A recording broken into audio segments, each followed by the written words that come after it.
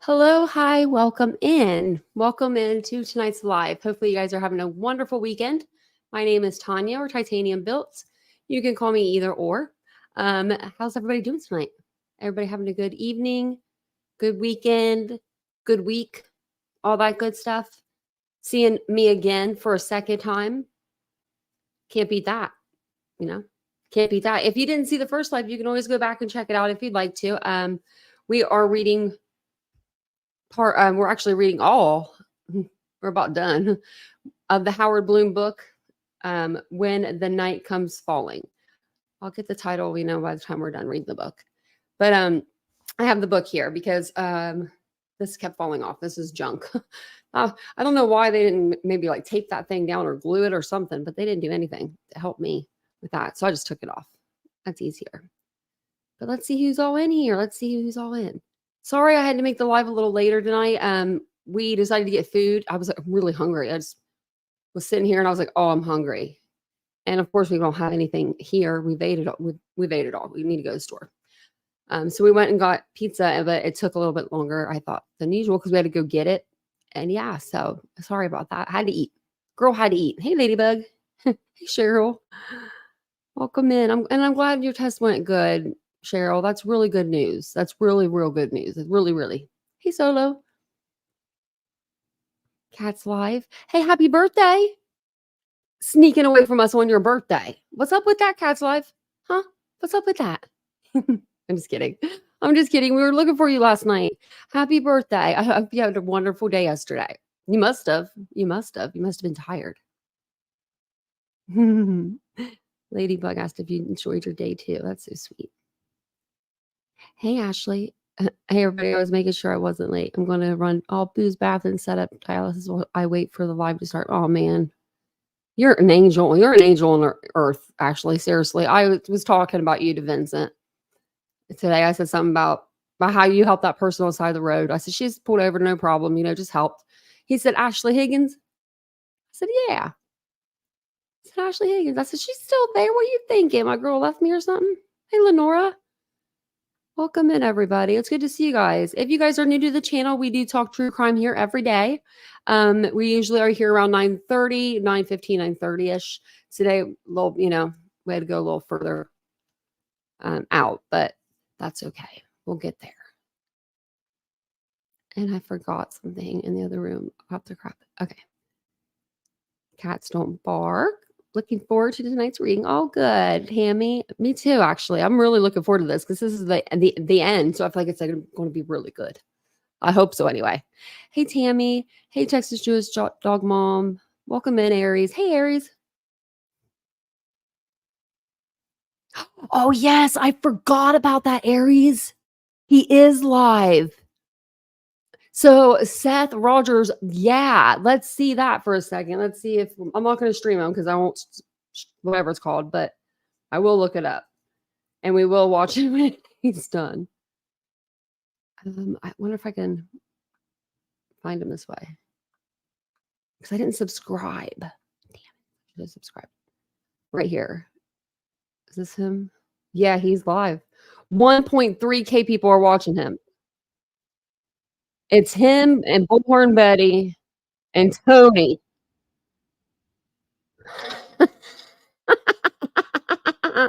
The dream team. I'm sorry, it is. It's the dream team. He has mods, guys. I didn't have mods on my channel for like 6, 7, 8 months or something. I don't even know when. I don't even know when they came. I don't know when my mods came. I just remember the night that it happened. I had a big chat like his. I had a 1.3 in my chat, and I was by myself on camera. That makes it even more nervous. You're more nervous when you're on camera. And I was like, "Can I mod you guys in?" Because I knew 3 people off the top of my head that was in chat right then and there that I knew I could like mod in. And then I wrote them an email afterwards and asked them, personally if they'd like to mod. Hey, Mandy, welcome in. You're going to be true crime surfing tonight. Aries, is anybody having any lives really other than that? Hey, Mystic. Hey, Fran. Oh, gosh, that's just going to be a mess, We'll let that simmer. We'll let that. that happen, and then maybe I'll come on early in the morning. And I thought I saw Otto. Welcome in. Okay, I could get down there. Hey, Mystic. I gotta get to the bottom here. I pet mom of two. Thank you for becoming a member at the end of last live. I don't know if you heard me, but I was like, thank you. Right when I hit the thing to go off. Hey, Stephanie. Okay, I'm gonna get down here. Hey, PKC. Welcome in, welcome in, welcome in. Hey, Mike. You're not watching stuff. I'm not. No. I have it on pause, so it won't give him the view, but this is nuts. Because he had his shoulder surgery. Oh. Okay, I see what's going on here. I see what's going on here. I see you, Steph Rogers. He's probably over there like, the shoulder. Yeah, it was so bad, the surgery, man. When I had my eye surgery, they did like a lift on my lid or something and put some stuff in there. They stuffed some stuff in there.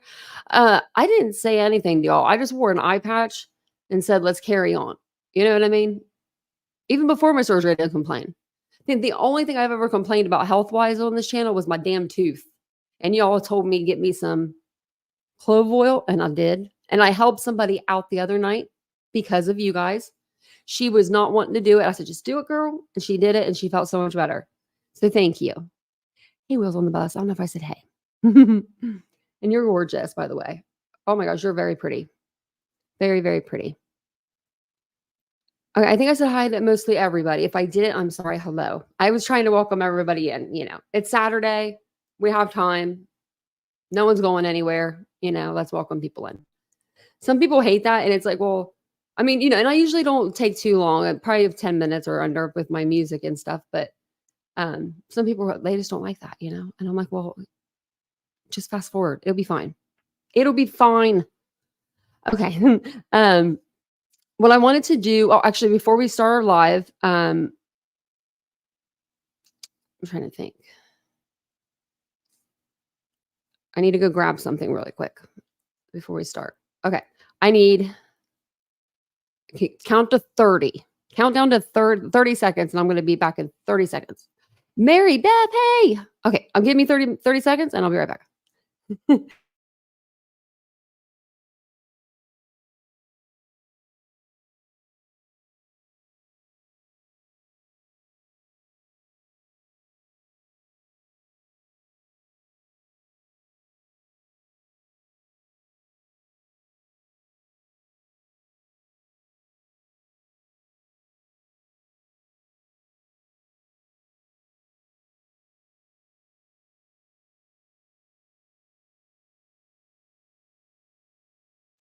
Whew, I made it. Okay. Well, I kind of hustled over there. And I'm wearing socks, so it's kind of funny because I was like sliding everywhere. Hey, Jeffrey. Me, my mother, and the wizard used to eat at Seattle Sub. Anybody remember that place? I don't. Seattle Sub. Sounds good though. Hey, serious. Look at everybody just coming in. Okay, I'll get started. Hey, Amanda. Was it exactly 30 seconds? I was hauling butt. I was like, Vincent, is this 30 seconds? He's like, looks like it. My doctors would be so proud, because they said I never like run or jog or, do any of that. And I could jog a little bit. I can't run full run.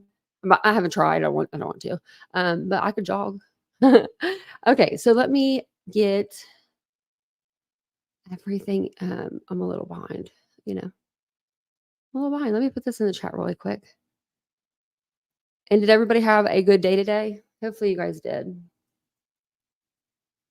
Because it was beautiful here after I got off the live. It cleared up. It was like sunny. And I don't know. I enjoyed today. Okay, welcome in. I'm just doing like a post real quick here. That way I can pin it. And then don't forget to subscribe to my other channel. I'm going to go live over there, I think tomorrow. I made a thumbnail and stuff like that. So it's going to be a good live. You won't want to miss it. Mary Beth, you cool? You was late, girl. Oh no. I hope she's okay, Mary Beth.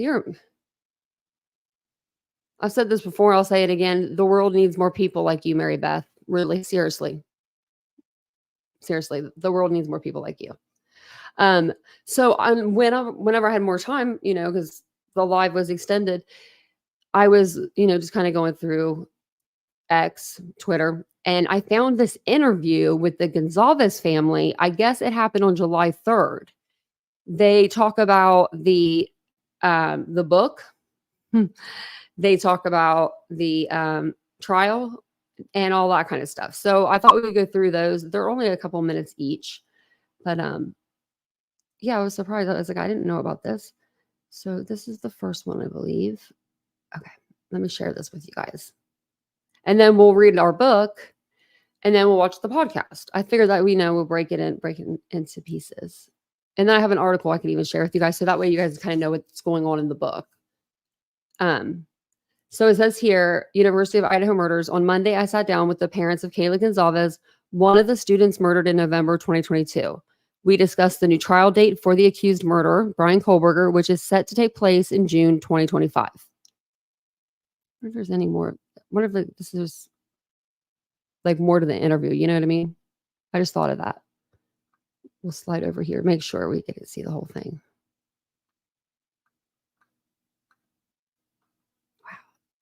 They post a lot. How many times you gonna post? Come on now. Okay, we're getting there.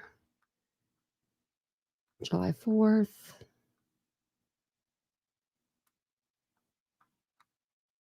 I don't see it. They might not have put it on there. Maybe that right here. It's the same one. Okay. But they have theirs.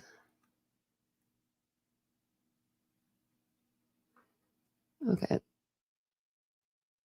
This one's like, these are backwards. I don't know. On the other one, it's like flip-flopped.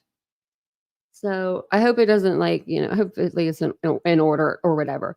But we'll play through this one here. Money and, let's rewind it back a little bit. Put full screen here. Oh, that's a bad shot. What the heck's up with these people's camera? Come on now, people with your camera. And let me play this for you guys. It's infuriating. Okay, by the way, I mean, it's besides the point, but Christy looks amazing. She does. Anyone deserves to know what happened to the last moments of their child is the parents. The Moscow murders case of 4 University of Idaho students is widely known, but the details of their final moments remain a mystery, even to the families of the victims. Yeah. Hunter Bertram sat down with Kaylee Goncalves' parents, one of the 4 students who was killed, to talk about the year and a half that's passed and how they feel about the trial date. Yeah, Kirsten, the trial for the 4 students' murder is set to begin 2.5 years after the killings. Judge John Judge of Latah County has tentatively scheduled the trial to start in June of 2025. Christy Goncalves says it's a constant struggle to maintain a clear mind after experiencing such a tragic loss. Even the smallest movement in those court dates that we've had for even the smallest motions and whatnot, just really, I kind of lose it. More than 2.5 years since their daughter was brutally murdered, justice may be served. But we do look forward to the court date, because then I feel like as a family we truly can heal and we can. Oh, I look forward to. I look forward to. It being over. Yeah, very much. I was gonna say when that. It comes, they say it will be shocking, finally revealing the truth of that deadly night. It's just wrong to be shut out of your own child's life. It's just not a good feeling. And we'll learn in trial when everybody else does, which is really hard. A court-issued gag order. You notice they still have that same picture of Kaylee right behind them. So sad. Has kept them in the dark. The gag order, I don't think, has been helpful for us or necessarily for the case, just because it protects him. It protects the defendant. Without much public information about their daughter's murder, they believe that some people are exploiting the gaps in what happened that night for their own gain. Sometimes you have to do that when they get older, Mary Beth. Yeah, no, they're literally trying to make some kind of name for themselves and money, and they've tried to pull us in. We've tried to stay out of all these type of activities because we feel like the story's not over. And this story, of course, is far from over. Yeah, Hunter. Okay, that's the first one. Oh, son of a gun. I bet you it's going to make me like, let's see. Oh, there we go. Escape. Not instead of going back. Okay, I could do this. They've been really hurting. That, you know what I mean? This family's been hurting. They've been just wanting a trial date. And oh my Lord, can you imagine just how much time has gone by and you don't even have a date for a trial? Ooh, I would be, I'd be all kinds of mad. I mean, I would. I'd be furious. But that's just me. Good thing it ain't me, you know what I mean? Because I'd probably be there. No, but so why, like older people, I'm talking like, you know, people that are like my mom's age, even she was like that. She was in her 60s. But some people, you know, when they get older, they can be more childlike. Like they don't want to go to the doctor. They don't want to, you know, sometimes do that kind of stuff.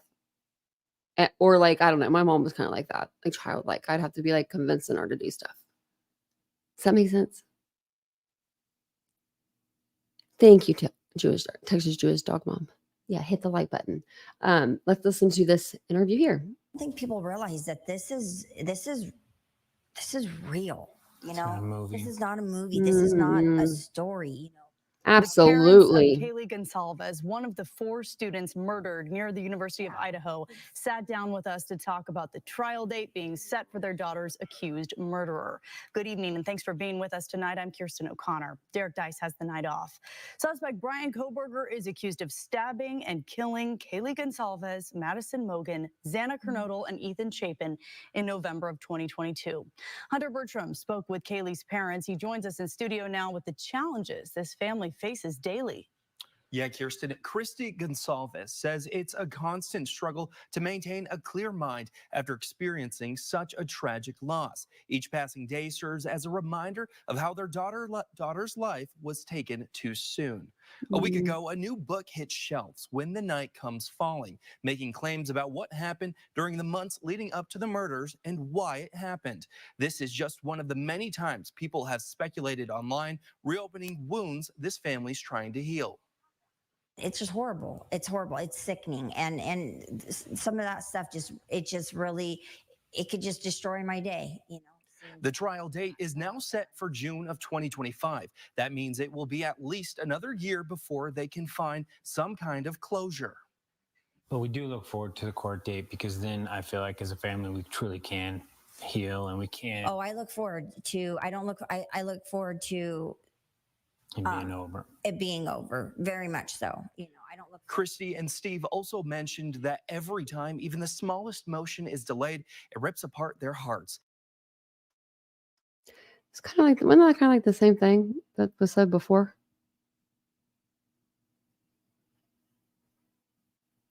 It's kind of like the same interview, but twice. I don't know that. Yeah, I don't know. That's kind of sounded like the same interview twice, didn't it? But that's okay. Yeah, also, I think so too. He does look different. I like Steve when he had the full Manchu, you know. I think I have a picture of that actually. In the video that we're gonna watch tonight. Like that, you guys are just gonna like browse through it while I'm reading. Let me see, did I get it or not? If I didn't, we're gonna go back in and get it. Because, oh yeah, I got it. I sure did. Because I just remember when he had that, he came out and he had that, you know, that mustache and stuff, and it was right before, like, I don't know, it was like, it was one of the initial, you know, appearances, and maybe I don't know exactly what it was for, but it was for something big because he was I just slipped my mind. What was I saying? Oh my gosh, it just slipped my mind, guys. My mind just went nowhere. Hold on, I'll be able to get it in just a second. Hold on.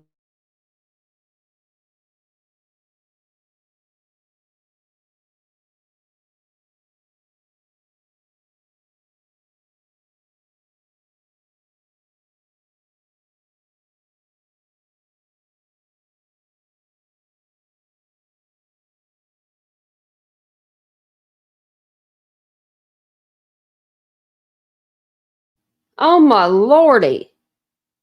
Y'all, I couldn't even remember what I was talking about. I was talking about Steve and his full Manchu, and then I went like, into blank mode. I went blank. Wasn't registering. But yeah, so when he had that, he came out, it was right before a trial date, and he just looked so confident. I think Ashley probably remember, because I think we talked about it in the chat. We were like, look at him, man. I mean, he just had this confidence about him. And I think after that first, hearing, it just didn't go as planned. You know what I mean? And then I don't know. I just feel so bad for them. I feel so bad for these families, but all of them, all the families. Actually,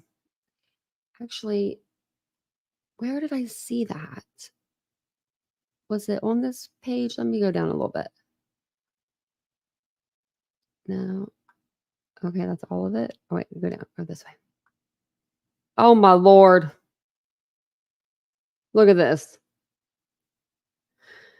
Oh, my people.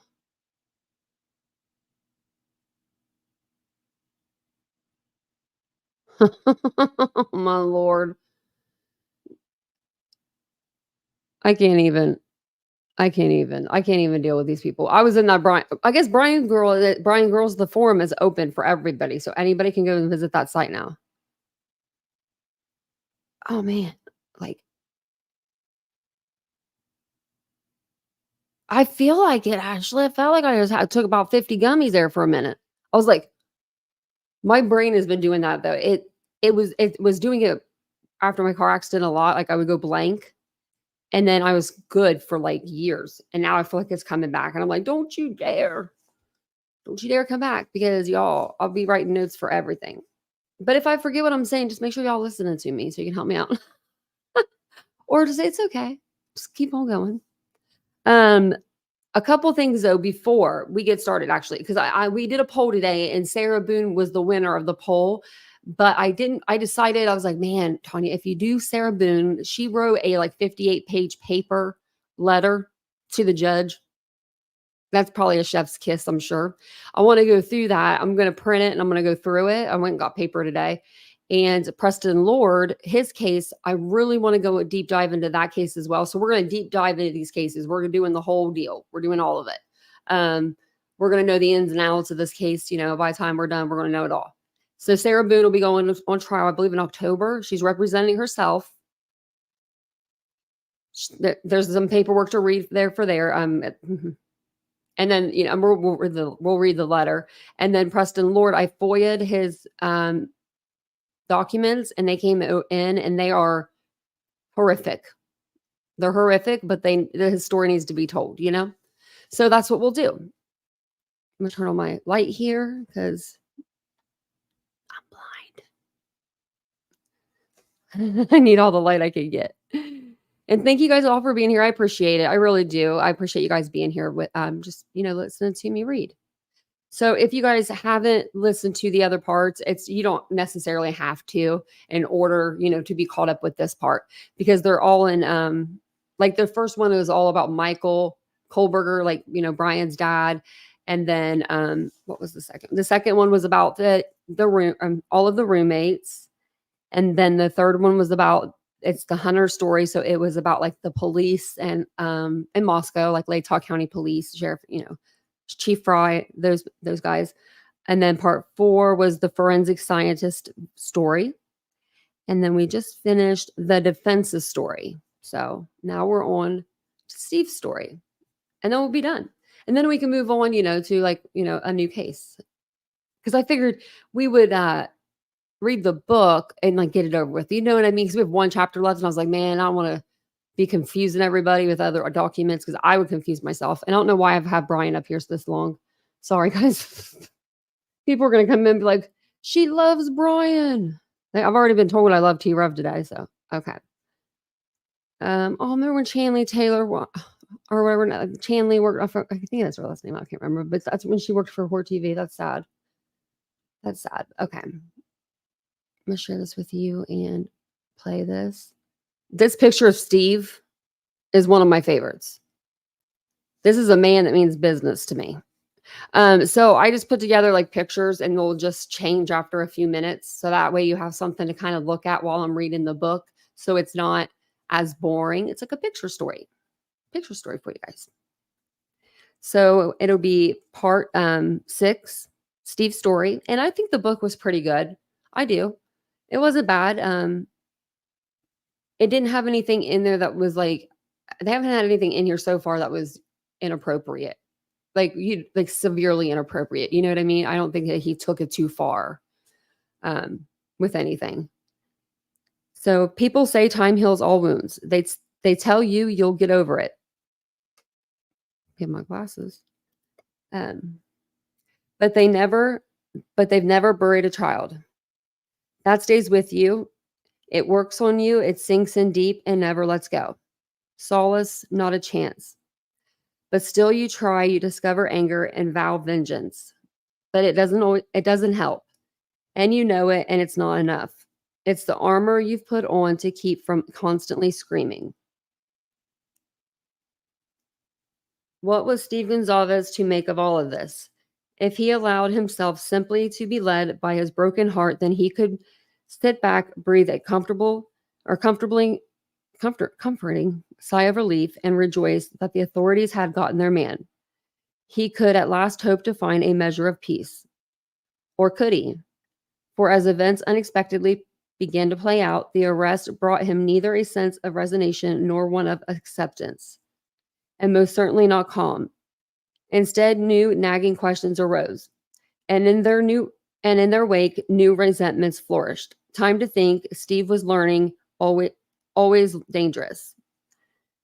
The stories about an extraordinary courtroom upset in the making had made their way to him too. And as he followed what he was hearing about the case, the defense had been so assertively building that doesn't make sense. As he scoured the internet and discovered a rabble of often intriguing theories, he grew concerned.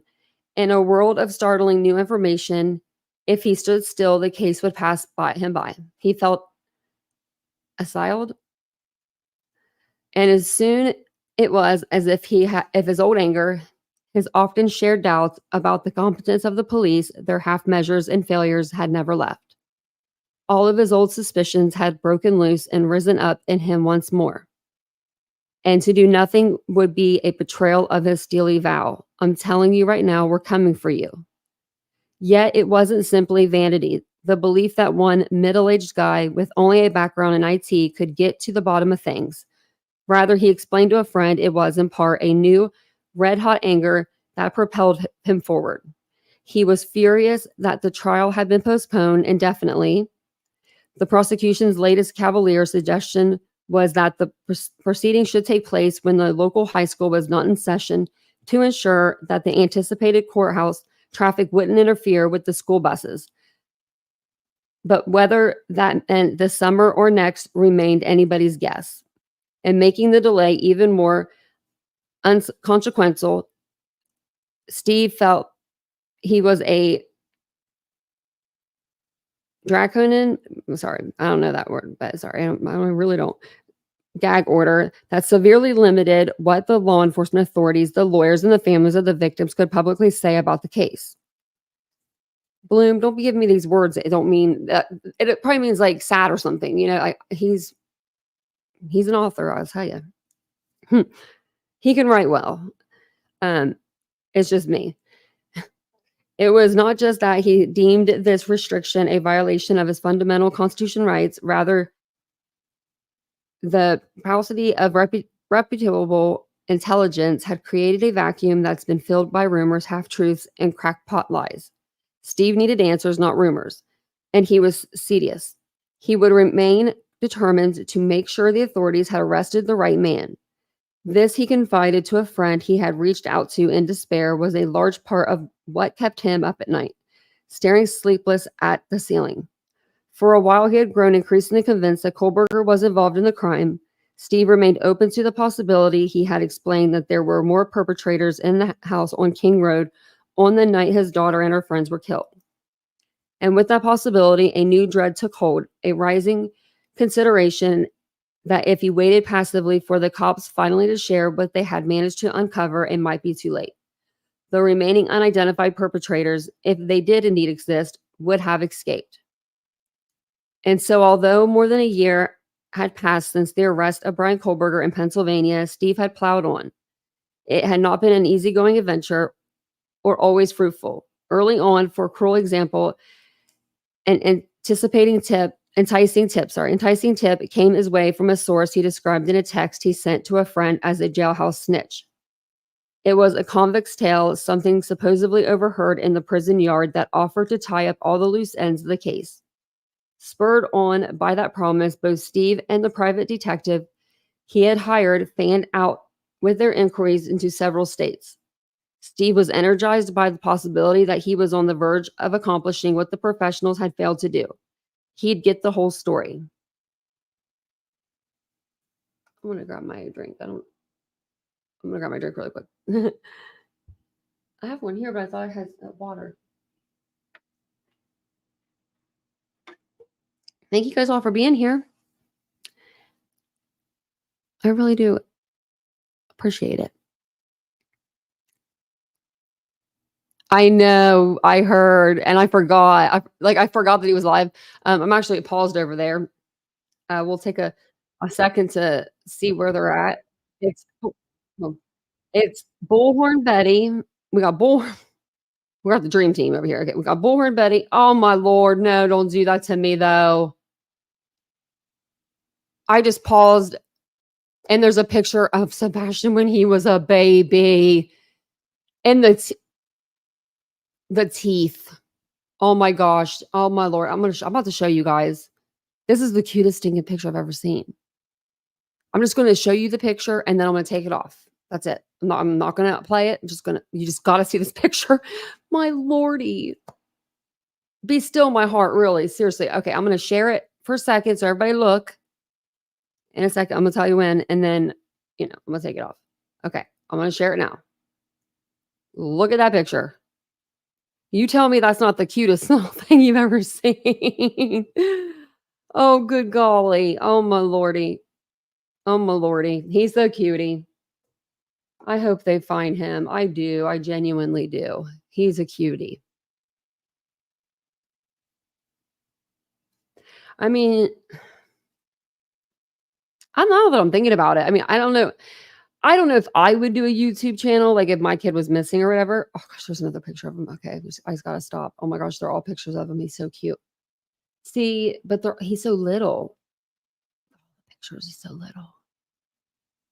But these are really nice. Okay, yeah, that's really nice. They're just showing pictures of Sebastian and stuff when he was little.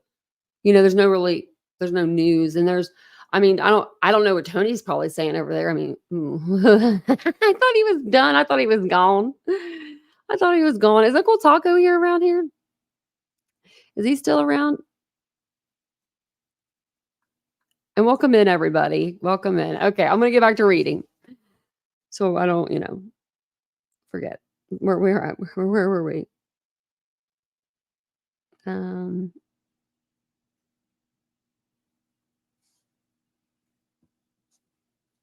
Okay. And so although more than a year had passed since the arrest of Bryan Kohberger in Pennsylvania, Steve had plowed on. It had not been an easy-going adventure or always fruitful. Early on, for cruel example, I read that part. Okay, sorry. I'm going to keep reading. An enticing tip came his way from a source he described in a text he sent to a friend as a jailhouse snitch. It was a convict's tale, something supposedly overheard in the prison yard, that offered to tie up all the loose ends of the case. Spurred by that promise, both Steve and his private detective he had hired fanned out with their inquiries until several states. Steve was energized by the possibility that he was on the verge of accomplishing what the professionals had failed to do. He'd get the whole story. But after an exhausting, time-consuming probe, it was clear it had been nothing more than an elaborate con, a malicious scheme to squeeze some money out of a grieving family's misery. The experience was demoralizing. Yet Steve persevered, only to be conned again. A grainy light bulb cam video of the King Road neighborhood came his way that proved Kohberger wasn't the lone killer. It was only after he went to considerable expense and hired a professional videographer to examine the recording that he conceded it was a fake. Why do people do this to people? Like, to grieving family members, why do they get involved like that? Like, seriously, even YouTubers, like, don't do that. It's just weird. Don't do that. Like, oh my Lord. You set these people up for, like,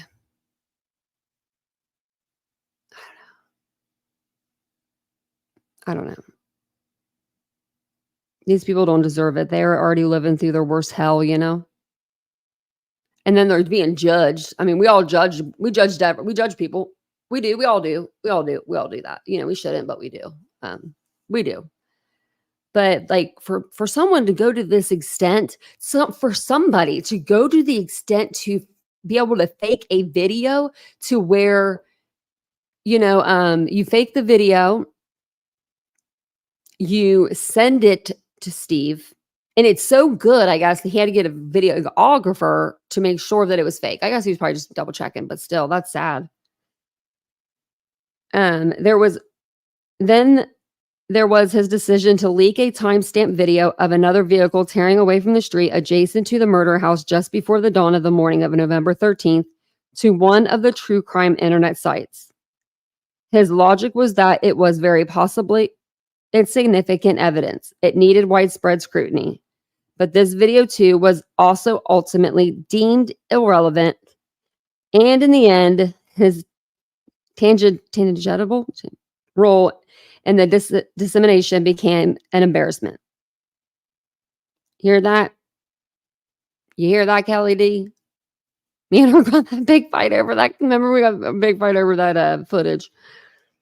I said I'd rather watch paint and dry. We'll watch it for an hour. We did. We watched it for an hour, and that was it. There was like 20 hours of that. All of this folly brought Steve to two unwavering conclusions. One, theory suggesting that a drug ring had been involved were ludicrous. No pro is going to rough up someone not knowing who all is in the house. He texted one of the new Confederates he had been befriended while looking for knowledgeable allies on the internet. There, where he pointed out usually only 3 girls in the King Road house, his daughter, who had completed all of her coursework and would be graduating in January, had just come down to Moscow for the weekend on a whim to show Maddie her new Range Rover.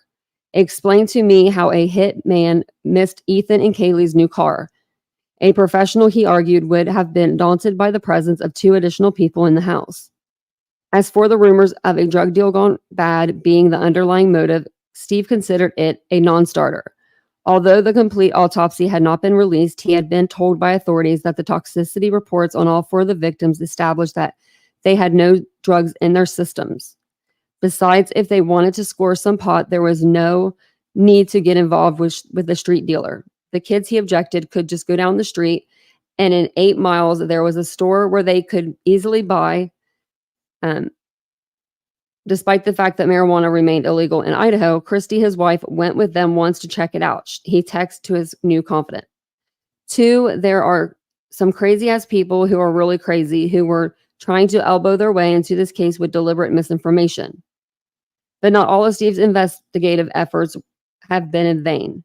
He had assembled some blue-chip sources that he revealed to several friends, including an FBI agent in the St. Louis office, who had shared his personal email so that his bosses in the bureau wouldn't learn that he was communicating with Steve. A handful of additional sympathetic law enforcement officers, and most helpful of all, a conduit of 2 grand jurors who had been on the panel that had voted to indict Bryan Kohberger. And in the process, he had compiled some startling revelations. One information that he triumphantly disclosed to his newfound internet associates. Kohberger had purchased a dark blue Dickies long-sleeve work uniform at a Walmart in Pullman, Washington, not long before the murders, Steve had learned. The authorities had a copy of the $49.99 receipt, and they also now had a theory to explain how Kohberger had managed to escape from the crime scene without a scratch and without leaving an incriminating drop of blood in his driveway, car, or his apartment. He had worn the work uniform during the murders, and then he had disrobed before he got behind the wheel of his Hyundai Elantra for his drive back to his apartment. Perhaps the authorities hypothesized that he had stuffed the work suit into a plastic garbage bag and shoved it into his trunk. Only there was no sign of the Dickies outfit. The police had looked high and low, but they couldn't find it, just as they couldn't locate the murder weapon. It was rumored in the press that they had a receipt for a K-bar knife that he had purchased online months before the killings. But as for the actual knife, it too had seemingly vanished. And as long as these two crucial pieces of evidence remained unavailable, Steve could only wonder with a swelling apprehension what a jury would make of their absence. Even more troubling, if true, was what Steve had learned from people who spoke to members of the grand jury who had been presented with the prosecution's case. It centered on the alleged behavior of the two roommates who had miraculously survived the night unscathed. How, he had long wondered, could they have slept blissfully unaware in the aftermath of the savage pre-dawn stabbing murders of 4 of their friends in a narrow house with paper-thin walls? Now he had an answer, perhaps. Steve had been told that the 2 survivors allegedly had not only been awake while the killings had taken place, but they had heard everything. More astonishingly, his grand jury sources alleged that the 2 girls had been texting each other as the murder methodically went from one room to another. Went from one room to another. The possibility that 2 people had a sense of the horror while it occurred and had not acted, calling neither friends or 911, left Steve floored. No less confounding they had, if his sources were knowledgeable, as he believed, then let hour after hour tick away before they finally decided to summon friends. It added an entirely new band of mystery to a crime that was encircled by so many unanswered questions. In the aftermath of his startling intelligence, Steve felt he had no choice but to intensify his efforts. And that he had, I have to put it over here. And in that dodged process, he came to believe that the government must have a protected source, an informant who could provide testimony that would tighten the screws that held together the case against Kohberger. Steve was determined to talk to this individual. He did not want to wait for a distant trial to get the knowledge he needed. For his peace of mind, he needed relief now. And after some digging, he grew convinced he had the information in his sights. He was preparing to reach out to this individual to get the right in his face and confront him. He would explain that he was empowered by a father's natural right to understand fully the last moments of his daughter's life. It was his duty. It was an argument he felt that no one could reject. At least he would know the whole story of what really happened to Kaylee and why. But before he could make his move, before he could get in a room and have a heart-to-heart talk with the witness, he was unexpectedly stopped in his tracks by the FBI. The Bureau, Steve informed people, had sent an official letter to his attorney in Moscow, Shannon Gray, warning that if there were any attempts to contact the individual Steve had been pursuing, there would be legal consequences.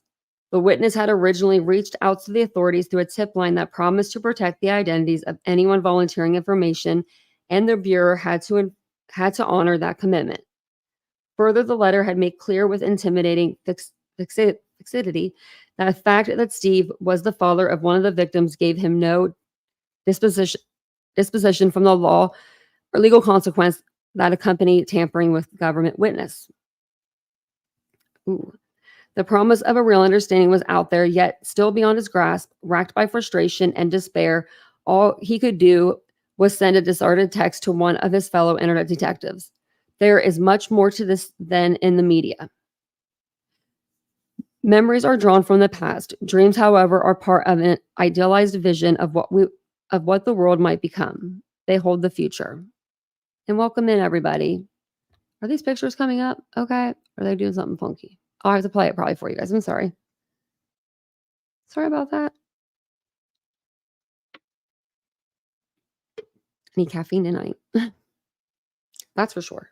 We're reading book. We're reading long. It's not actually, I forgot it's actually not that long. Because, yeah, there's stuff in the back that's not important. And now Thorpe, in his sleuthing, still staring with bitterness at hard mysteries he cannot crack, Steve has expanded his focus. Driven by memories of his daughter, he has found an alternate summons, a call to another sort of action. If he cannot conduct the investigation he feels he must, then he will at least ensure that at some distant appointed time, there will be a measure of justice. On the Goncalves family page on Facebook, Steve, his wife, and his daughter Olivia, along with the relatives, appear in hoodies displaying a stony message. #Justice for Kaylee. House Bill 186, shots fired. The Idaho State Legislature Bill 186 passed last March after Kohberger's indictment affirmed that if chemicals required for an intravenous execution were unavailable, a death sentence could be fulfilled by a firing squad. Now they have, can't tell me nothing. They're giving people like the breathing mask. You know, like when you go back in surgery, they give you like the breathing mask and you breathe in there like 3 times and you're like, you know, you're out like a light. Well, if you don't, that's what it is.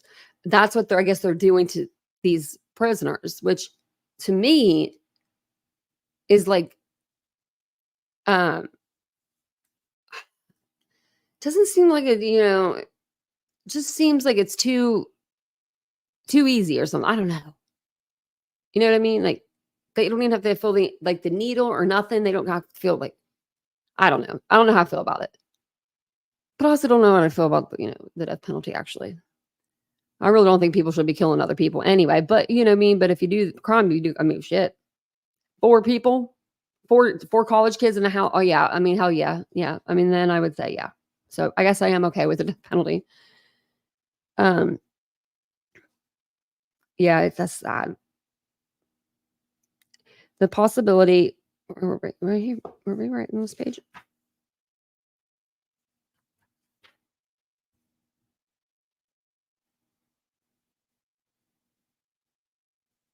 I'm trying to find where we're.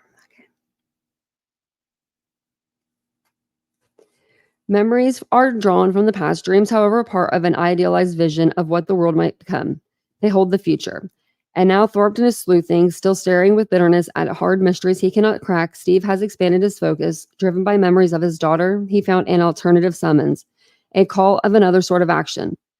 If he cannot conduct the investigation he feels he must, then he will at least ensure that at some distant appointed time there will be a measure of justice.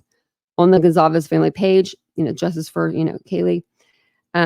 It was an unforgiving promise, and Steve had pledged his support, and with his allegiance, he had become another victim, another innocent sucked down into the swirling vortex of the hostile, destructive force that had been set loose in the aftermath of the terrible November night in Moscow. His future was now raging, all-consuming anger. Oh, that was it. Oh, okie dokie. Well, we have an epilogue, and it was just the picture right there. Oh my gosh, look. I think this one went quick. Okay. I must not have put a timer on this one. Oh no, you can see the front of this one. But pretty much same picture. That's on the book. Like it looks like the same, but this one you can see the front of the bobcat thing or whatever that. I don't know what that big claw thing is considered. One of the guys would probably know, or maybe one of the girls. You guys are smart. Y'all be putting stuff together. Yeah, has anyone in chat read the book? Or are you just reading it with me? I'll be sending it to everybody. We'll be signing it. That would be kind of fun. That would actually be kind of fun if we did something like that. That would be cute. Have everybody sign it, send it around. Everybody can read it and then sign it. It doesn't cost that much to send out a book. It's kind of a good idea. You know, like, so they have an epilogue. What? I'm gonna look that up. Wait, what is an epilogue or epilogue? Like, oh look, there it is.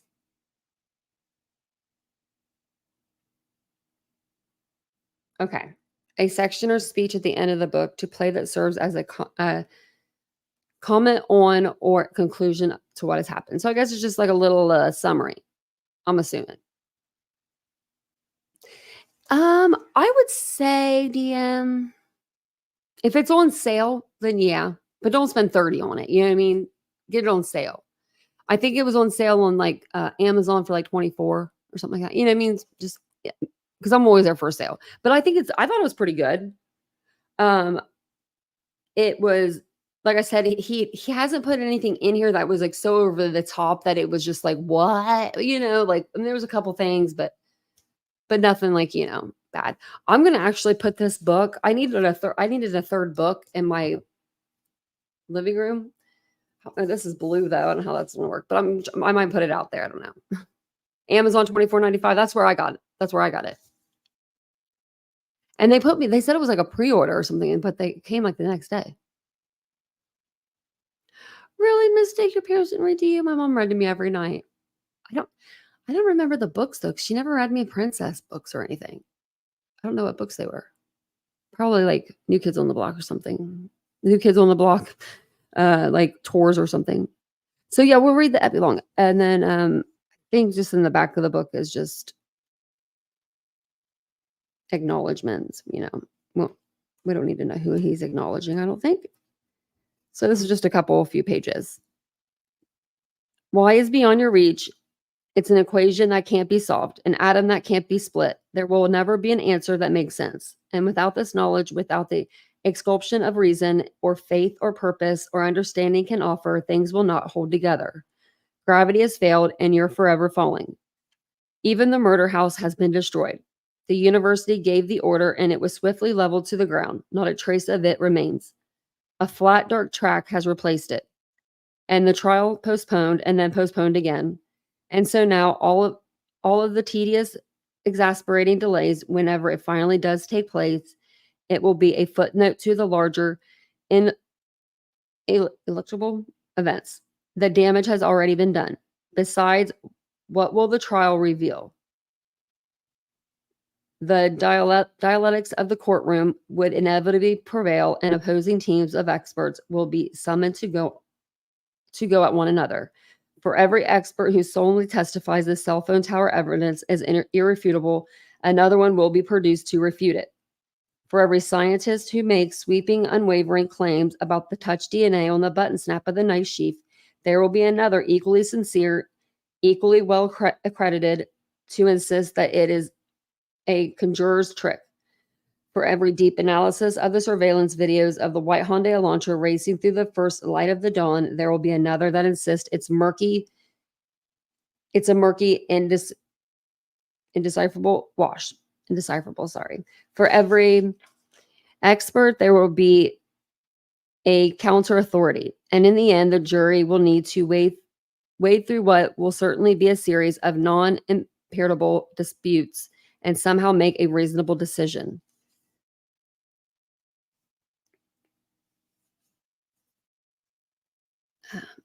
I am assailed by all these thoughts as I return to the scene of the crime. I am standing on a ridge on Greek Road, and I can look down sharply towards King Road and see the vacant lot where the infamous house once stood. It grows dark early in the first days of the spring in Idaho, and my recognition that the night has started falling triggers a memory of the time I stood on this spot. It had been a cold night late in December. The sky was gray, heavy with the promise of snow, and just moments earlier, I had been only yards away or so from the front door of the pale, flat-colored house at 1122 King Road. The street had been impossibly still. There were no sounds that night. I tried to imagine the house as it was in one of the body cam videos the Moscow cops had released, and it had been something vibrant and energetic. Suddenly, I had been trapped in a very bright cone of fierce white light. I was taken by surprise, stunned in fact, and my first startled, terrified thought that was what it must have been like to have been awakened without warning from a deep sleep and to find yourself staring at somebody raising a knife. There's someone here. Then I heard a voice, "You got to be careful. It's icy." A black security vehicle had been parked catty corner on the front door of the house, the car concealed by the dark shadows. And the officer at the wheel, I now realized, had illuminated the auxiliary spotlight mounted on his door, pinning me in a harsh glare. "Thanks, officer," I answered. "I'll take care." And I headed off, walking absently, in the darkness, out of the glutch and moving uphill. In the raw cold, my dark stocking cap pulled low on my forehead, my hands shoved deep in my pockets of my parka, I found myself standing on a flat grassy ridge on Nez Perce Drive. It was adjacent to the fraternity house where Ethan and Xana had partied on the last night together. And then the snow had started to fall in big, thick silver flakes. From my vantage point, I could look down at the house on King Road and watch as the snow began to cover it. The same falling snow that I had imagined blanketing the old red brick university buildings, the roads that twisted through the humpbacked northern Idaho hills, and the final resting places of the 4 dead students. And at that moment, watching the snow thickly descend, I had a premonition. Soon everything will be concealed, and everything will be forgotten. It's nearly 18 months later, and I have returned to this ridge, and I realize how terribly wrong I was. For as if I can still feel the demons that were unleashed swirling around, about wild and devious, encircling me, this is a drama not just about victims, but also about the victimized. They have lost their sanity, their wisdom, their love, and their faith. It is a story, I fear, where there are no survivors, nothing has changed, and nothing ever will.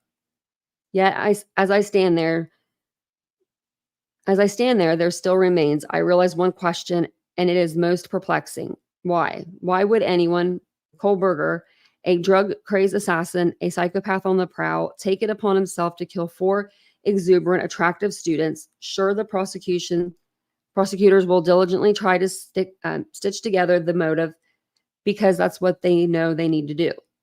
They will look for logic, for reason, but those are benchmarks that are not applicable to this madness. So why? A killer, I believe, needs only 2 things: someone to love and someone to hate. Did the killer love the kids on King Road, fantasize about their beauty, and find him or hate himself for his inability to be what they are?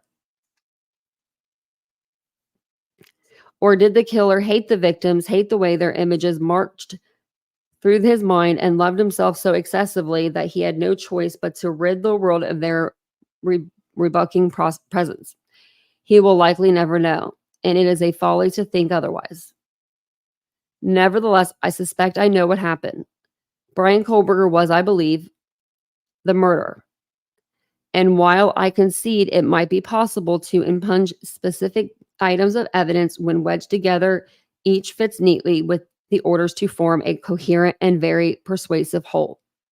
The DNA evidence from the cheek swab, the car videos, the knife purchase receipt the authorities have found, the cell phone tower pings, Kohberger sorting his personal garbage into plastic bags and depositing it into a Pennsylvania neighbor's trash can, any of these items might be seen as suspicious or even a coincidence. But when assembled with one another, they culminate into an overwhelming argument for guilt. I also believe his target was Maddie Mogen and her alone. Why? When he entered the house through the 2nd floor sliding door off the kitchen, the killer immediately headed to the 3rd floor, to Maddie's room. And if he had been simply intent on killing everyone in the house, he would have started his savagery on the 2nd floor. No, hold up, Bloom, hold up. I'm glad he brought that up. Because I have it in my notes to bring it up too. I have heard people say that it's weird that Bryan chose the top floor to start the unalivings. You know what I mean? Like, he went to the 3rd floor instead of, starting on the 2nd floor.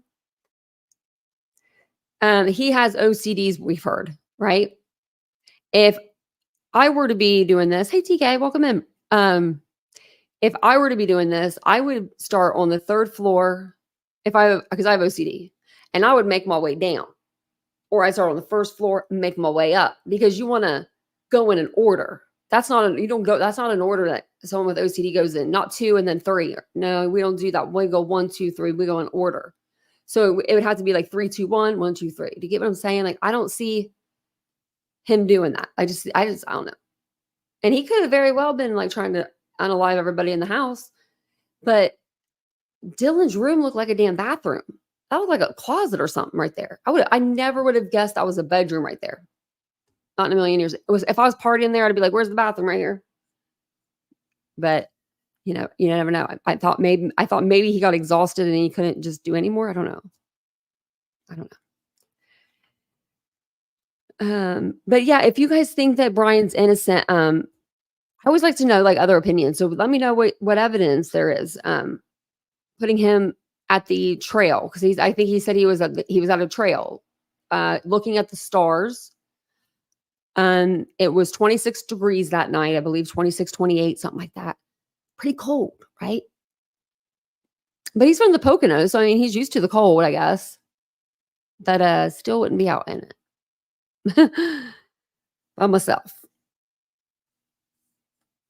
by myself for 6 hours without my cell phone.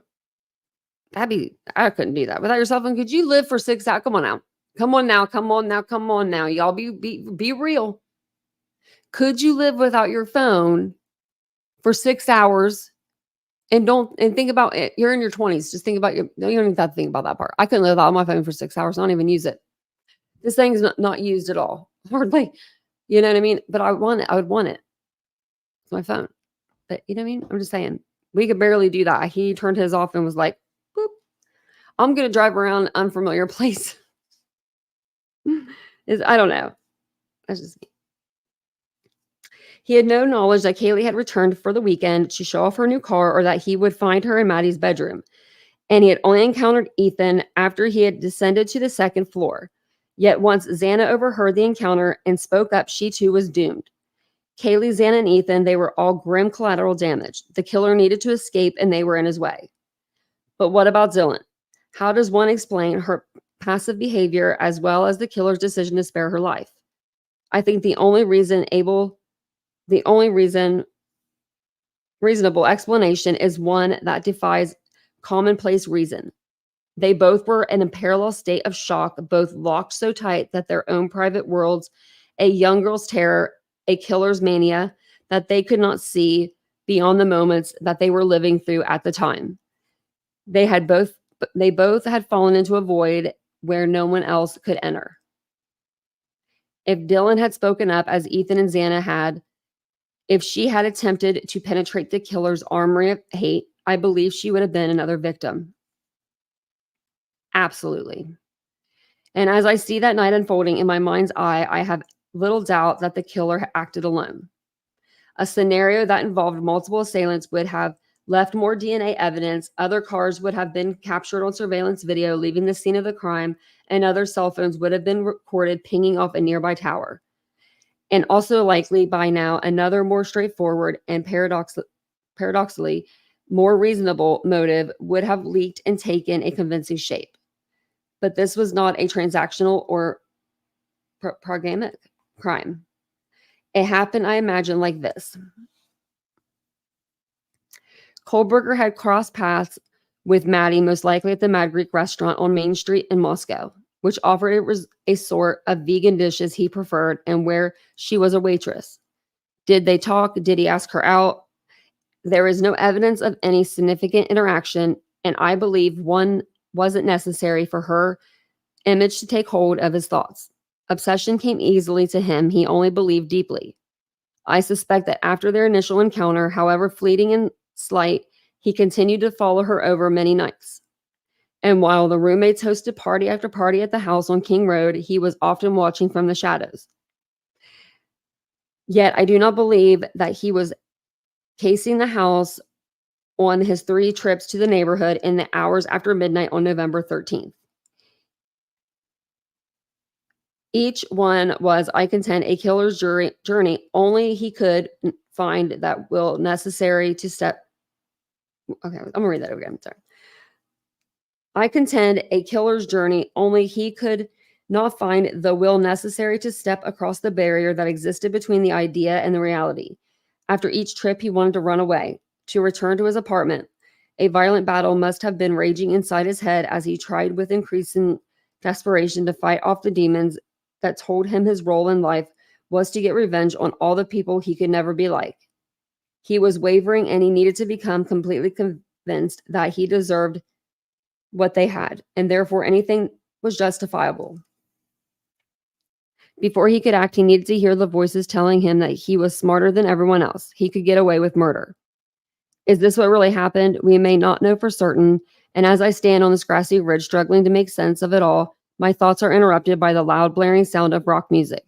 I look up and I see that the door on one of the fraternity houses has swung open as a couple of young men and his date, a young man and his date enter. They are holding hands and smiling with a shared giddy intimacy. And for some reason, the door remains open, and along with the music, the thick sound of a party, joyful and promising, lift across the night. I hesitate, but then hurry off towards it before the door closes shut. Y'all, close that door shut on him. Don't let Howard Bloom's old ass make a party. The book like that. That's funny, guys. That's funny. What? That's funny. That book was at the end. That was funny. Oh my Lord. He said, I hesitate, but then I hurry off towards it before the door closes. You are. Wait, it's supposed to be Steve. This is supposed to be Steve's account too. Okay, you're both too old to be at a fraternity party.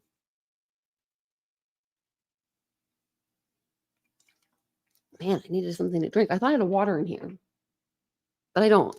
So soda's gonna do. Hey, Las Vegas, Layla, how are you? Caught up on Gilligan Island reruns. That's so funny.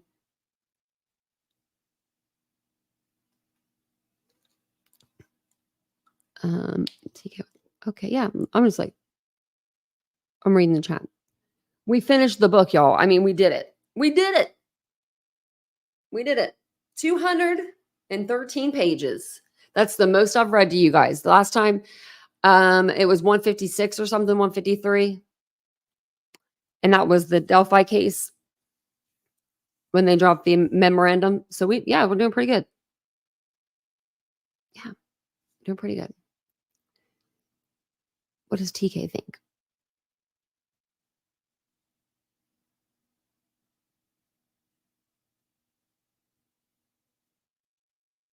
Who had the motive?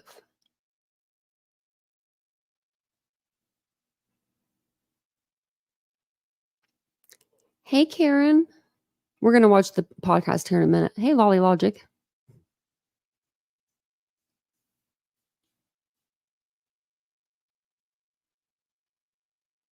I can't wait to hear opening statements.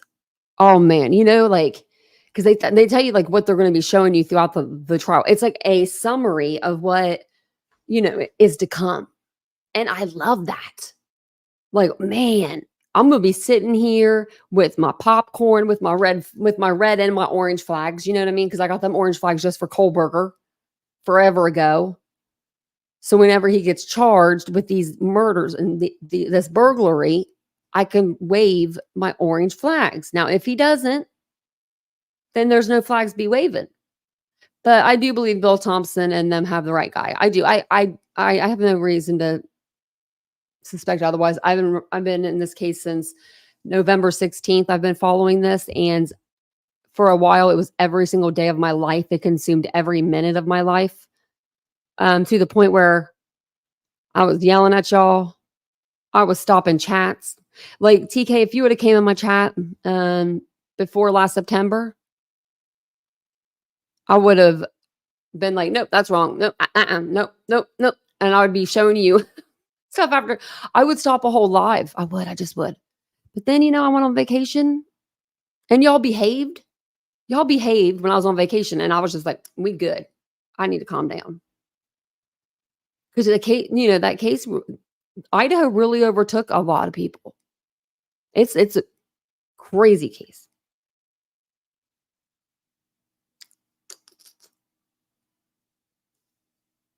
Thank you, Ladybug. I appreciate that. Thank you, Lenora. You're welcome. Thank you. I appreciate it. Let's do another one now. We could. I do have another book, actually. It's down there. Thank you. I'm sorry if I was like stumbling a little bit. I get nervous because I think about it. I shouldn't do that. And I have one eye. So like I get like, I'm like, don't mess up when you're reading. And then, because I'm on camera too. So, but it makes it harder when you're on camera. Like, I don't know how to explain it. Like when you're not on camera, it's a lot, I don't know, it's just a lot easier. I don't know. But I like to be on camera because I like for you guys to see my emotions. I'm a very animated person. Let me close some of these windows out and we'll get to, oh, I forgot about this. I'll just show you guys this. Remember when Kohberger was brought out to the car? Someone, I saw this on like Twitter today. Somebody shared this. It's old. It's when he was in Pennsylvania, I believe. Oh yeah, he was in Pennsylvania. You tell me if you had just unalived, or if you unalived four kids, university kids, like 6 weeks before. Man, I'm all up in this shit. I'm blind and that eye. But if you did what he was allegedly, he's being, said he did. Would you be that cool? Because I'd be a puddle on the floor. They'd have to carry me out everywhere. I'd be in one of them wheelchairs. You know what I mean? That they give you. Like, we're going to go back. It's only 15 seconds. It almost looks like he wants to smile. I mean, look at his lips. He wants to smile. Kohberger. I mean, to me, it looks like he wants to smile. Why does it sound like I'm saying smile weird? Am I picking up an accent from somebody? You're welcome, DM. Thank you guys for being so sweet. Yeah, he was doing something with his lips. Maybe it's just like a nervous habit. I mean, I would be, my tics would be going everywhere. I'm sure I have tics. I know I do. He was like a smirk. Yeah. Sorry, dude. You weren't the most good, like the best looking guy in the room. And maybe that's what happened. You know what I mean? Maybe that is what happened. Like, maybe he he saw Maddie at, let's just say at the Mad Greek. Let's just say there. During the summer, maybe or the fall, when he comes into town. And she says, he asked her for her number, maybe, or something along those lines, just like he did at the pool party. And then two girls gave it right up, remember? Oh, yeah. You got my number.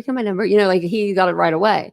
Maybe he didn't get that with Maddie because Maddie has a boyfriend. Maybe she said, I could see her saying, I'm sorry, I have a boyfriend. Sorry, dude, I have a boyfriend. That's what I'm kind of thinking. Or maybe he just walked straight up in their house when they were having a party. It wouldn't be weird. I mean, to me, that wouldn't be weird because I've been to universities where that's what you do. You just walk up in the house.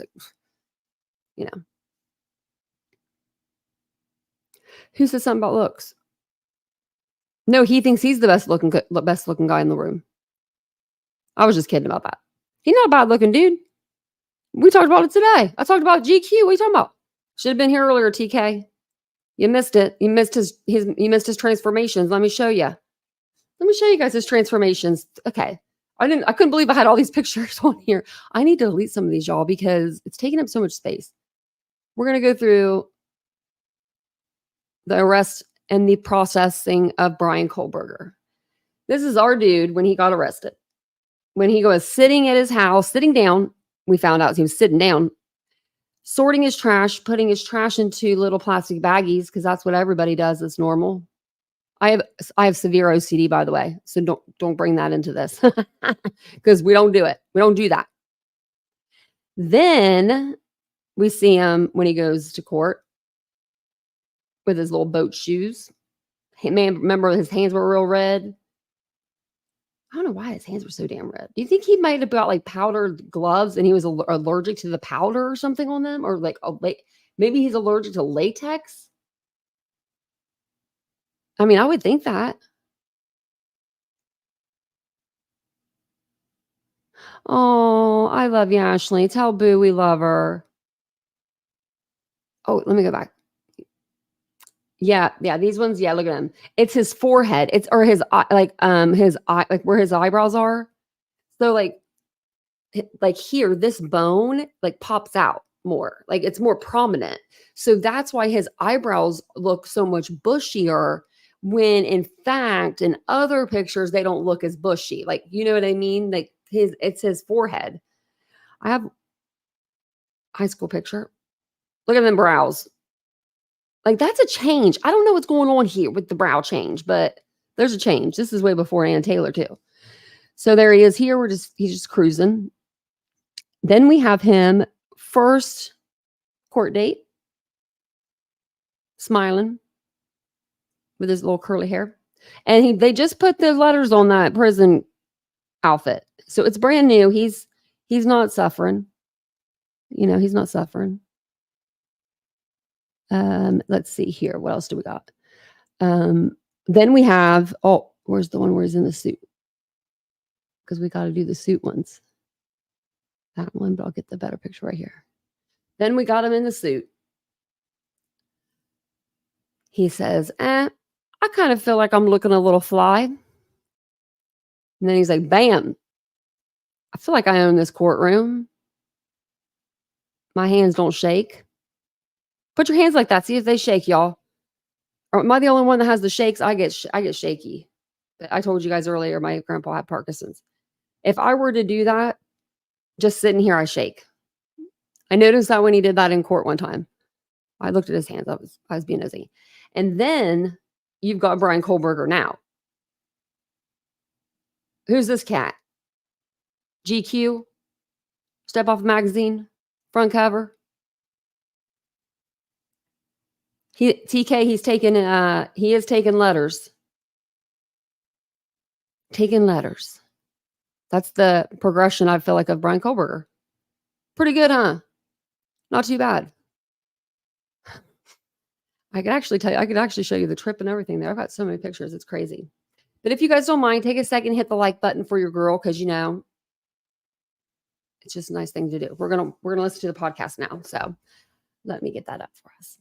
Let me refresh the page too. So it's like we're good to go. This one came out on July 3rd. So that's exciting. That was just like a few days ago. Wow, 3 days ago. So yeah. Let me go back, see what, okay. So they had one come out June 26th, July 3rd, maybe like once a week or something. They're going to have one out once. So we'll make sure we stand up or stay on top of it. And I'll put some pictures up while you guys are, like overlay pictures while you guys are watching, like I always do. So it's not so, boring for you guys. But thanks for being here. I do appreciate it so much. You don't shake hairs? I'm a shaker. I've always shaked. It just sucks. I didn't realize that it was a problem. Like it was, you know what I mean? And I told my not my psychiatrist, what can I think of? My neurologist. I told my neurologist and he was like, put your hands out. And I did. And this hand was just going a little bit. And I'm like, it's not that bad today. And he was like, you need medication. So now I take medication 3 times a day. I just hope and pray that it doesn't turn into like Parkinson's or something. I couldn't imagine. My grandfather had it. So I just couldn't imagine though, having that. But at least I don't know. I don't know how. This is your. Oh, I don't know how life would be with that. That's just terrible. Okay. It's going to be super loud. So I'm going to fast forward through the commercials and I'm going to put an overlay up. Or moment. I meant to do this earlier. That makes great cars, trucks, and SUVs. You have taught me since I was a little girl to be a... Bryan Kohberger out stargazing. Aren't you glad to see me? You better leave me alone. Don't miss Tyler Perry's Divorce in the There he Black. is. We'll put him up. New movie July 11th, only on Prime Video. Bryan Kohberger out stargazing and driving the night 4 University of Idaho students were murdered. That's part of the alibi he's offering to the court. Sometimes, and this won't shock anybody who's done defense work, clients will lie to their attorneys.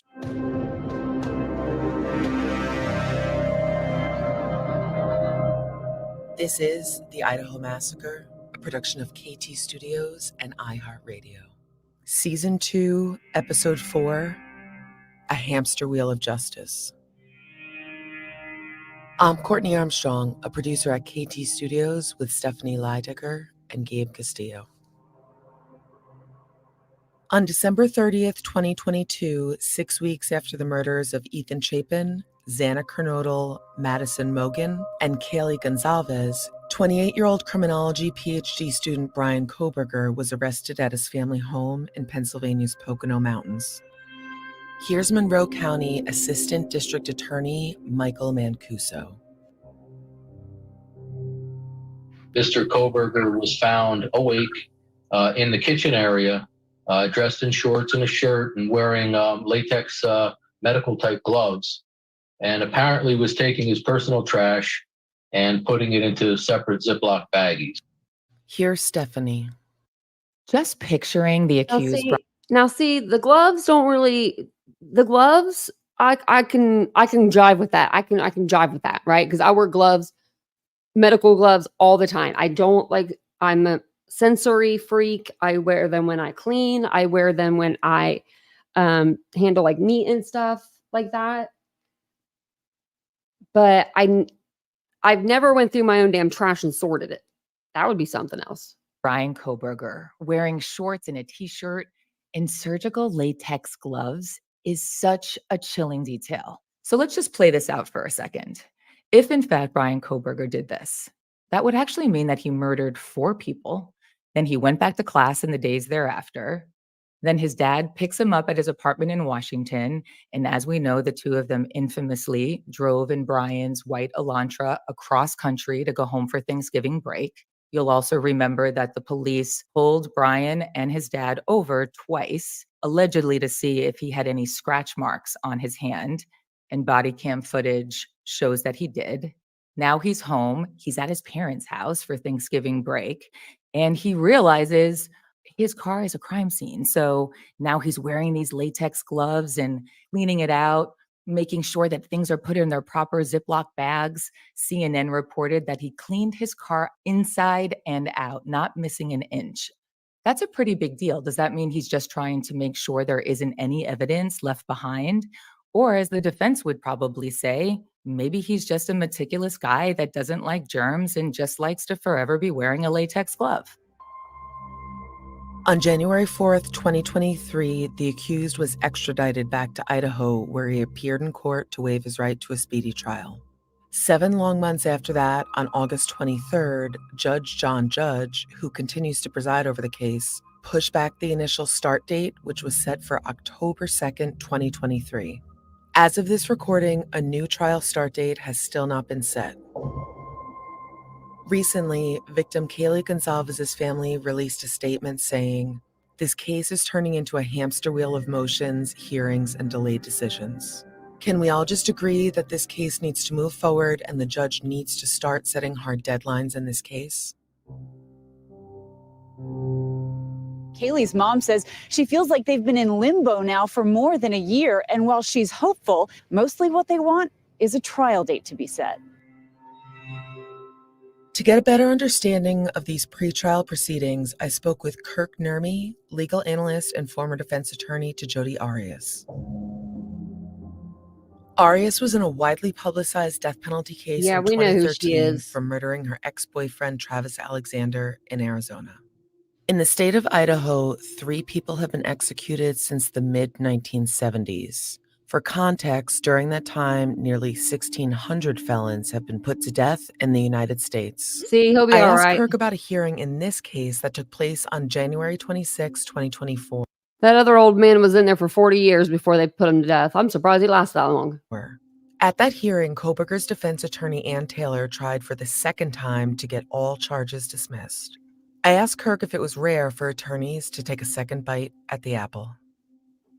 No, we have to understand in a death penalty context, if a defendant is sentenced to death, what the attorneys did or did not do will be examined for years down the road. I mean, if somebody is sentenced to death, usually it takes about 15 years for that execution to actually take place.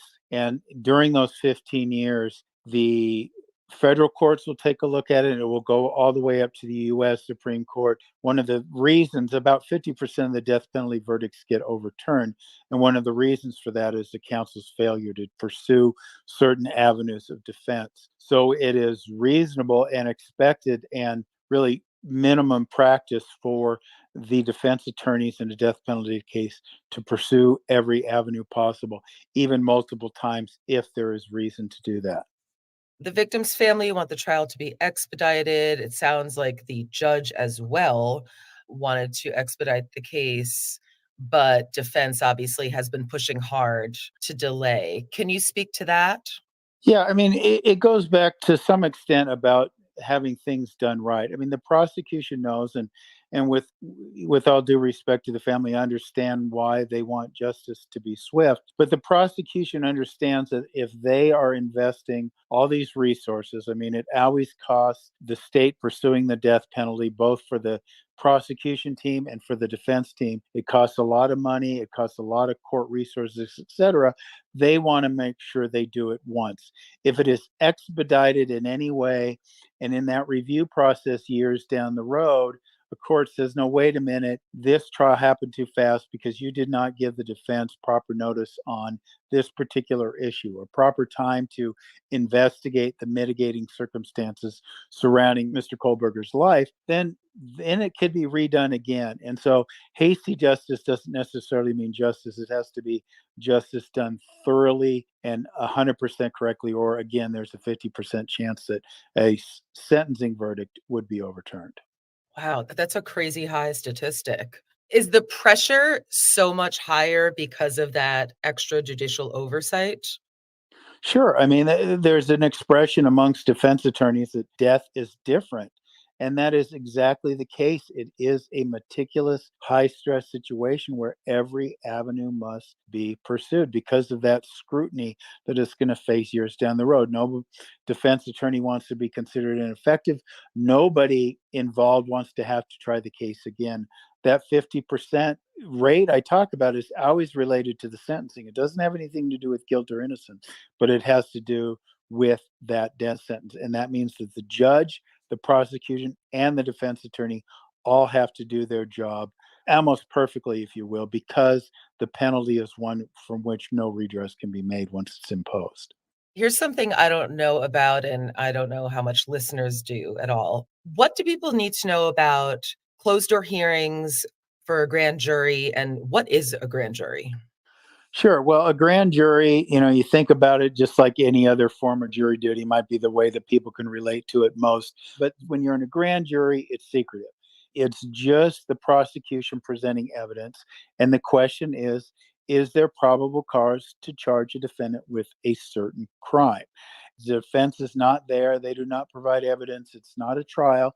But ultimately, it's that secret proceeding to decide whether or not a charge is made. So the difference really is the secrecy of it and the charging decision. It's a lower standard versus, guilty or not guilty, Let me what a see. normal jury does in a public setting. I think you kind of said it there. Being or relating to the side of a hermetic shield at the right or the okay, that's not probably what we're thinking of. I don't know. It doesn't come up. On the right side, it means noting the side of just being on the right side. I don't know. It's weird. The act of taking out a person who truly had it coming. Well, that's not good. That's Dexter too. So is that I didn't hear it. I was like listening, but I didn't hear it. And are these just regular, like I was on jury duty yesterday, as a matter of fact. Is this just the normal population? Yes. I don't know why it seems very mysterious to me. Well, I think it sounds mysterious because it somewhat is. I mean, it happens behind closed doors.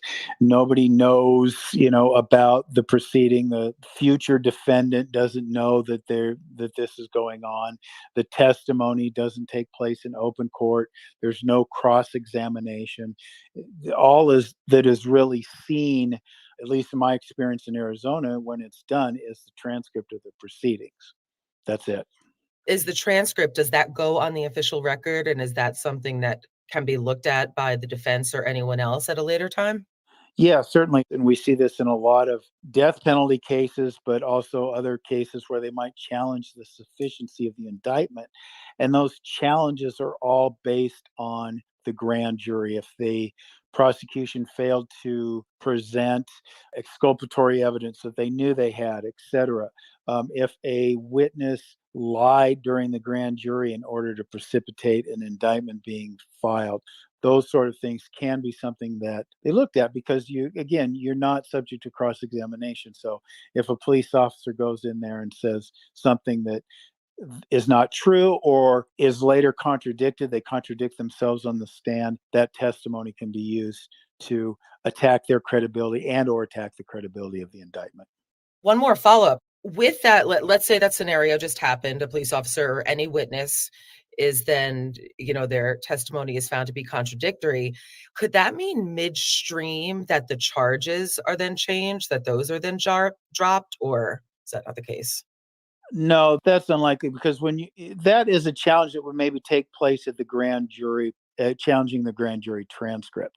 So let's say Officer X goes in and testifies to something, and his police report is completely different. You could maybe challenge the grand jury proceedings on that basis. If it gets to the trial portion of the proceedings, you could go back and impeach his credibility with that prior testimony. Like in Arizona, there's limits, and I forget the exact amount of days, but you have to challenge the grand jury finding within a certain amount of days. That precedes trial. So once that window is closed and or things are ruled upon, that becomes an issue for the appellate record, not trial per se, other than to impeach the witness with their prior testimony. So the second hearing I wanted to talk about, this happened February 28th of this year, and this hearing was open to the public. So in this instance, a lot was made on the fact that the defendant, Bryan Kohberger, was wearing a suit. Can you give your thoughts on that, the judge's decision, the family's reaction? Sure, and I understand seeing some of the family's comments, how they don't appreciate seeing that, what have you. But we have to remember, going back to what I said earlier about the propriety that everything is done right in a death penalty case. A defendant is presumed innocent, and we tend to forget that, I think, in the court of public opinion. And if they are seen, especially when we talk about a high-profile case like this, if they are seen in jail garb or shackled with a stun belt and chains and what have you, then people begin to form an impression not only of his guilt, his violent nature. They begin forming those impressions off those visuals. So you want to prevent that at every stage of the proceeding before guilt has been established, if you will. So that is very important. Again, if you have an appellate attorney looks down years down the road and says, well, look, this guy was put in shackles and paraded in front of the entire jury panel of Latah County, and therefore his trial wasn't fair, that could be a viable argument that could have a death sentence reversed. So really, it sounds like for the greater good of the sanctity of not having the case overturned almost. Well, yeah, I mean, that's one less issue of pursuit, if you will, on the appellate level at the federal level. With your courtroom experience, I don't know if you've had the experience of where a defendant is both dressed in civilian clothes and dressed in shackles, and is there a different feel sort of in the room or from the jury? Well, the jury is only going to see a defendant in street clothes, quote unquote. If they are a danger, every effort is made to mask any restraints that they have on them. They're not going to be sitting there with handcuffs on unless there's some particular reason for it. The jury would probably be instructed not to make any inferences from that. So anytime somebody's in front of a jury, they are going to be in quote unquote street clothes and any restraints will be masked. That's a really interesting point because I must have conflated seeing pretrial hearings because I'm like, oh, well, I can picture plenty of defendants in clothes, but not in front of the jury. That's true. So if there is a pretrial hearing where it's only the judge, if you will, and not televised, then the judge has knowledge, obviously, of the defendant's custodial status, because in many cases they've set that status. They don't need to be protected from it if it doesn't interfere with the Sixth Amendment right of the defendant, because ultimately in a courtroom, it is the jury that makes the decision. They are the final arbiter of guilt or innocence. Yeah, that makes perfect sense. Perfect sense. Thank you. Let's stop here for a break. We'll be back in a moment. The following is a high five moment. Me since I was a little girl to be. Day holds you back. So make a pit stop and fuel up with Shell V-Powered Nitro Plus Premium Gasoline today. With continuous use in gasoline direct injection engine fuel injectors.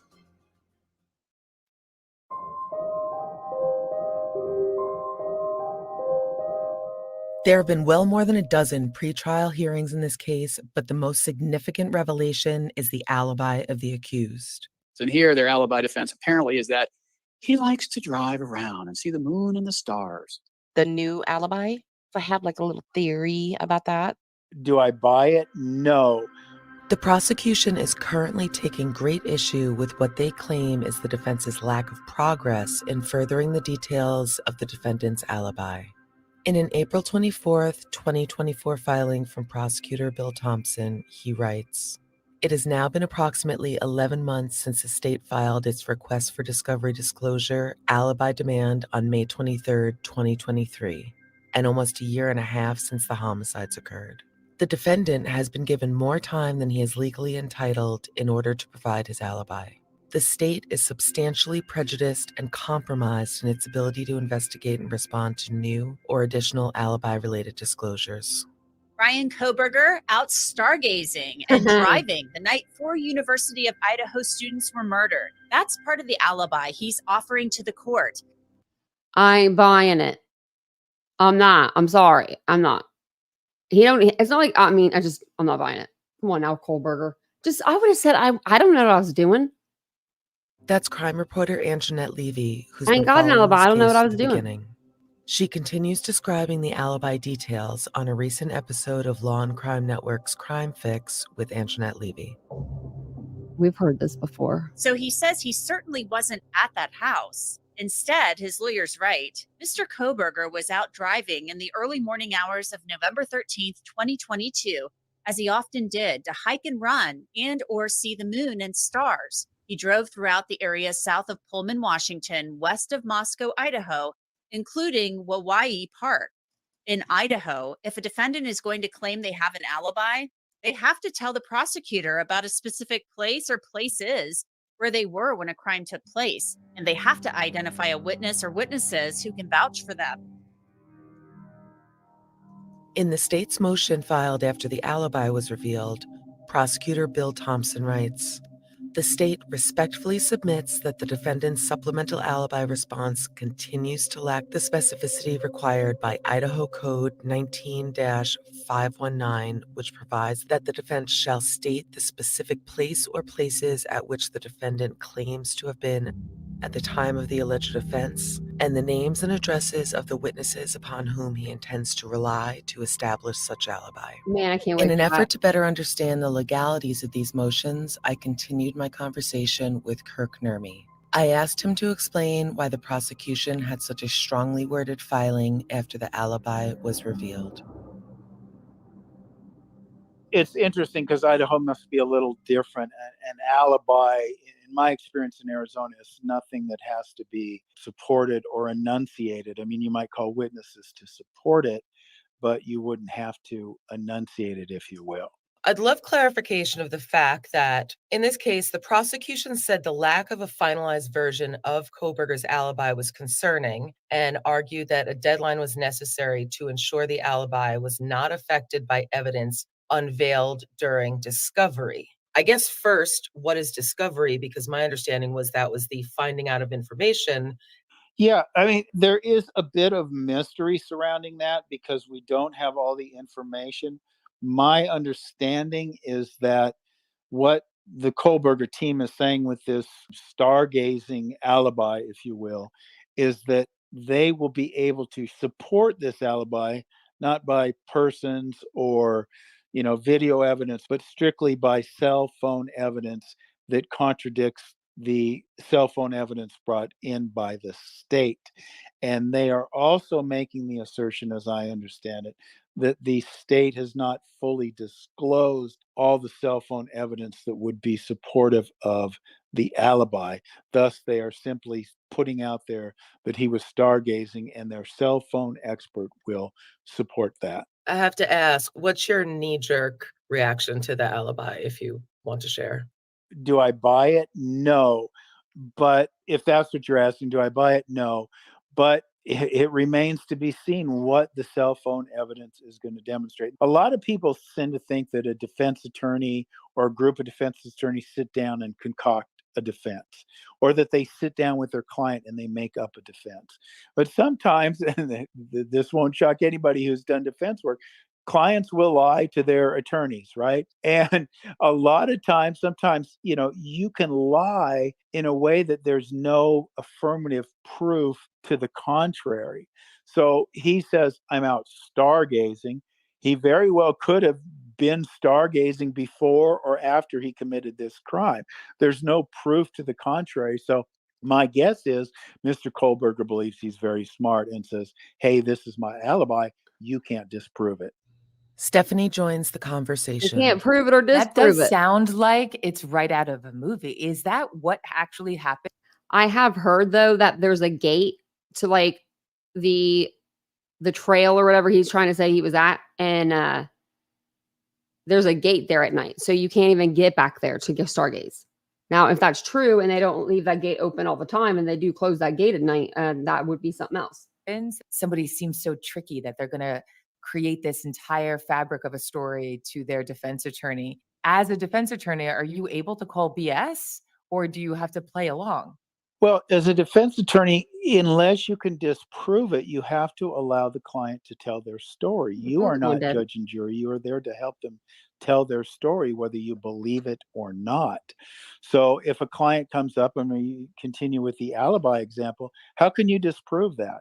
Is there some way to disprove that? No, there's not. That's the point. Unless the attorney can prove the alibi to be false. Let's say he says, I was with my mother, or I was buying gas, and there's no evidence to support the alibi, then he or she can confront their client with this evidence. There's no gotcha moment, right? There's no one more thing. Let me ask you this, because you can't disprove it. And that's why a lot of criminal defendants think, hey, this is a great story because it cannot be disproven. They've got time to sit in jail and vet their lie, if you will. And this cannot be disproven. Might not be able to be proven, but it certainly can't be disproven. Is it as simple as somebody checking the weather to say that that particular night there were no stars to be seen in the sky? No, not at all. I mean, Not a you star could still sight. stargaze. You could still gaze at the clouds. You could do Oh, anything. Lord have right? I mean, mercy. you could say it's less probable, but you can't Like definitively watching prove paint it to be dry. a lie, can you? As a defense attorney, you hear this story, you're not buying it. Are you able to excuse yourself as the defense attorney? No, just because you don't believe a story doesn't Ooh. mean that you are not the right attorney for the client. I mean, clients all the time, in my experience, say, I want an attorney that believes in me. I want an attorney that believes in me. And the response is, fine. If you want one stupid enough, go find one. But I'm not going to buy this story, and I don't think a jury will.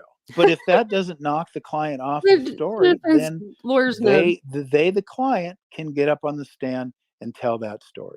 Bryan Kohberger can get up on the stand and tell the story that he was stargazing that night. That does not violate the ethics of the attorney, and as a matter of fact, it is their ethical obligation, particularly in a death penalty case. An attorney can't say, well, you know what, I had this defense or I had this bit of mitigation, but I didn't believe it, so I didn't present it to the jury, because it's not what the attorney believes, it's what the jury believes.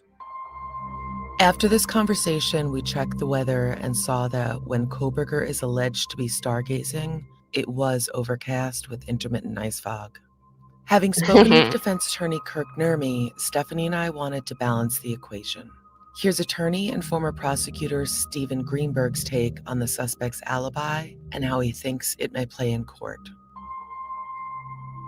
It underscores the lack of sophistication of the defense team. It really does. I mean, are you going to open to a jury and say to the jury that we have a moon and the stars defense? That's their alibi? Come on. I was out driving around. And say, my goodness, where did you come from? Is there anything to the fact that you kind of can't poke holes in it versus saying, you know, I went to the gas station at 12:33 a.m. So is that perhaps the rationale, that there's nothing specific about it, that it is so? He didn't even stop to go to the bathroom. I mean, I guess he went on the side of the road because he's a man, but didn't stop to get a drink, didn't stop to get a snack, didn't stop to get food, didn't stop to get gas, didn't stop to do anything from before midnight, guys, until 5:30 in the morning. What was he doing? Hanging out, stargazing? Vague.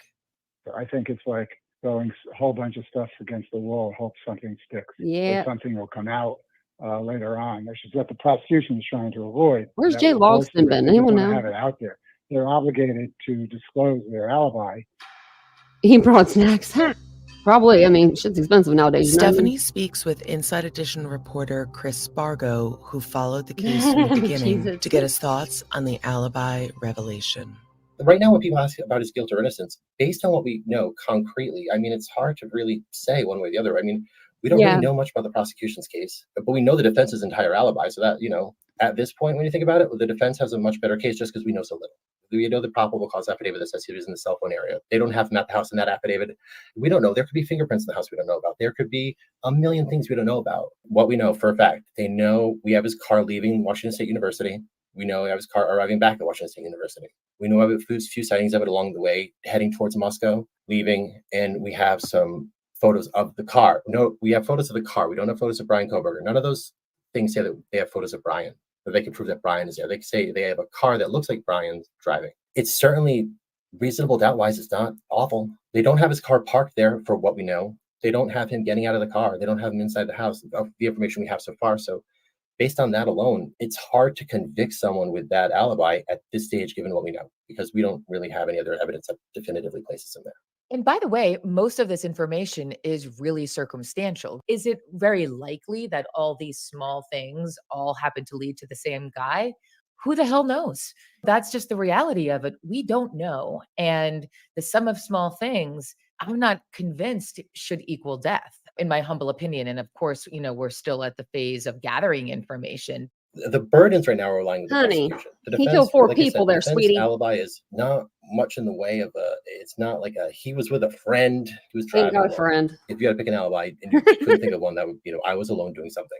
But with this case and what we know, it's, again, reasonable doubt. So could you say, knowing what we know, could you 100% say that he's guilty and deserves to die? I would not want to put someone to death based on that knowledge alone. There's something there that's going to be mind-boggling when it's presented. I reached out to data analyst Body Movin, host of another KT Studios podcast, True Crimes. Her incredible sleuthing skills came to be known in the public with Netflix documentary Don't F with Cats. After dissecting the alibi motion, Body had her own particular thoughts to share. I think what's interesting maybe to talk about is the alibi, the new alibi, because I have like a little theory about that. Body reads through the amended alibi.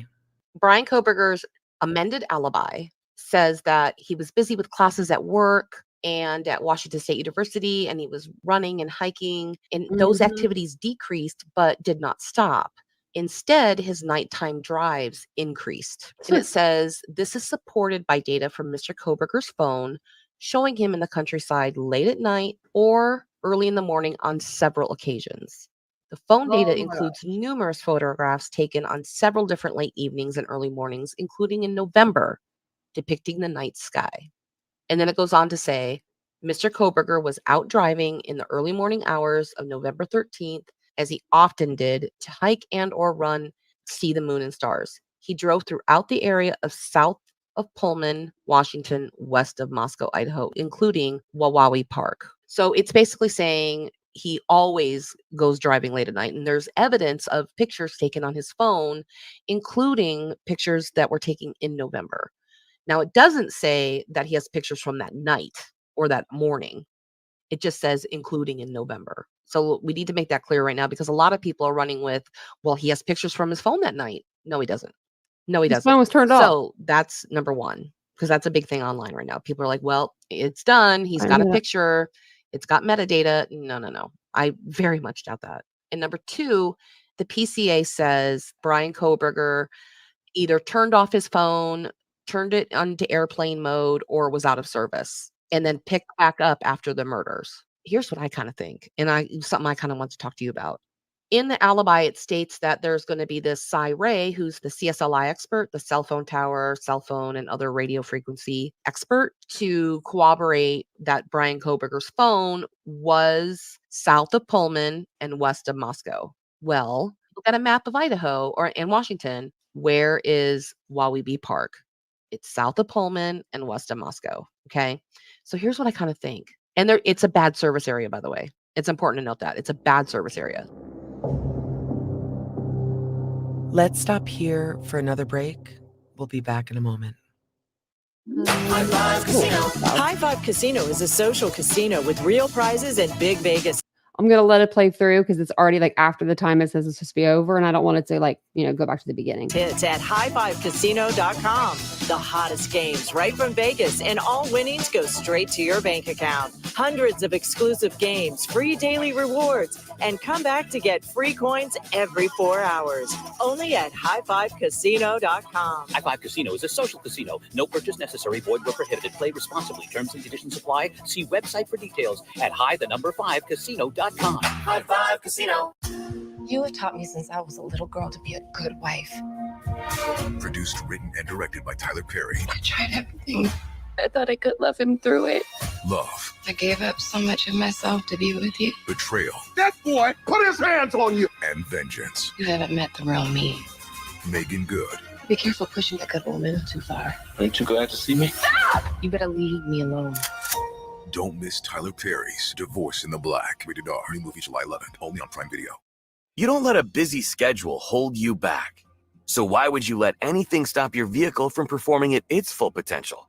When you use Shell V-Power Nitro Plus Premium Gasoline, you're removing up to 100% of performance-robbing deposits to rejuvenate your engine's performance. Right now, you're less than 1 mile away from your closest Shell. So make a pit stop and fuel up with Shell V-Power Nitro Plus Premium Gasoline today. With continuous use in gasoline direct injection engine fuel injectors.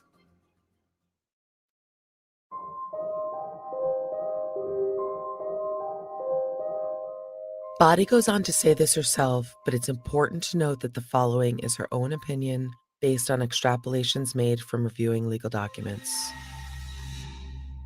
I think what happened is it possible that Bryan Kohberger actually did go to Waweebe Park, just outside the gate or along that area, and left his phone like in a bush or something, drove to Moscow, because it took him like an hour, did his murders, and then drove back to Waweebe Park and got the phone, because it puts his phone at a location where he's been previously many times, but it's got terrible service. So it gives him credibility to this alibi.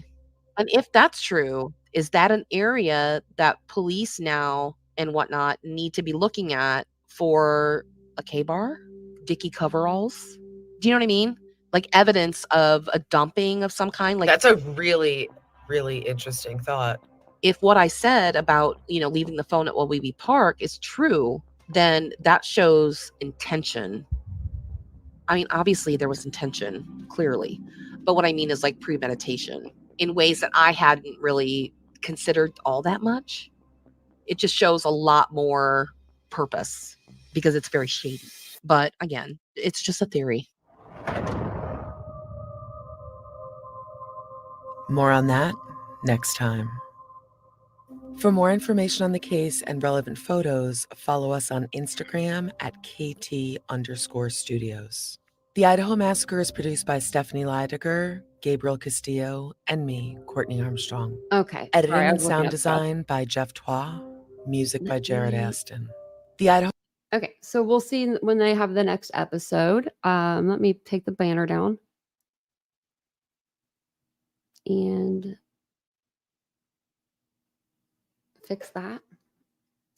Oh, I thought I put my camera on. There we go. I still have my glasses on, which, I mean, it's whatever. I was writing stuff, but I just realized that. So that was the podcast. That was the book. We finished the book. Man, that was like a little quicker than I thought, which was good because I wanted to get it done by this weekend, and I didn't know if we were going to get it done tonight. When I first looked at like all the pages, I was like, oh, but it wasn't as long as I thought because the last few pages are just the reference pages, you know, like where he got his information from. So they're just like, you know, the news agencies and stuff. So let's think. Next live. I've been looking everything up. Okay, so I thought Preston Lord's documents were like 60 pages. You know, someone fooled me. I just looked at the FOIA and I don't know if they sent like a new one or if it's like, I don't know. But y'all, it's, oopsie. What am I doing? What am I doing there? Okay. Making the screen go weird. Let's see.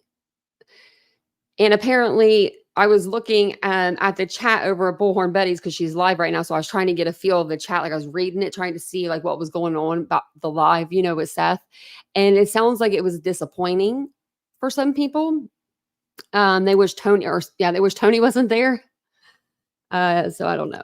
We'll have to review it tomorrow. Maybe we'll do it on an early live. My Lord have mercy. I don't know. That whole case is a damn mess. But look at this. Look at this case. 1,162 pages. This little boy was brutally beaten at a Halloween party. He deserves a lot of lives about him. He deserves, you know, somebody to look into it. I'm gonna show you his picture to like give you guys your memory. So you'd be like, oh. And one of them was released after posting bail 3 days ago. That see, I'm gonna be on fire, y'all. I'm gonna be on fire. I'm gonna be on it's gonna be bad. This kid did not deserve what happened to him.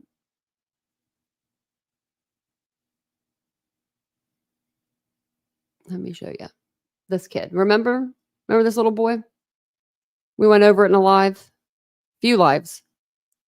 16. Look how adorable. Look at him. Look at him. He's adorable. Went to a Halloween party with his buddy. The kids ran up. They grabbed his buddy's chain. They were trying to steal his necklace. He didn't want them to steal his necklace. Then they start fighting. Then all of a sudden, they're all attacking poor Preston, which he didn't even have a necklace. You know what I mean? He didn't even have anything. And then they danced around him and they took pictures with him after he was bloodied and beaten. It's bad, y'all. So buckle up, put your waders on because we're digging into this one.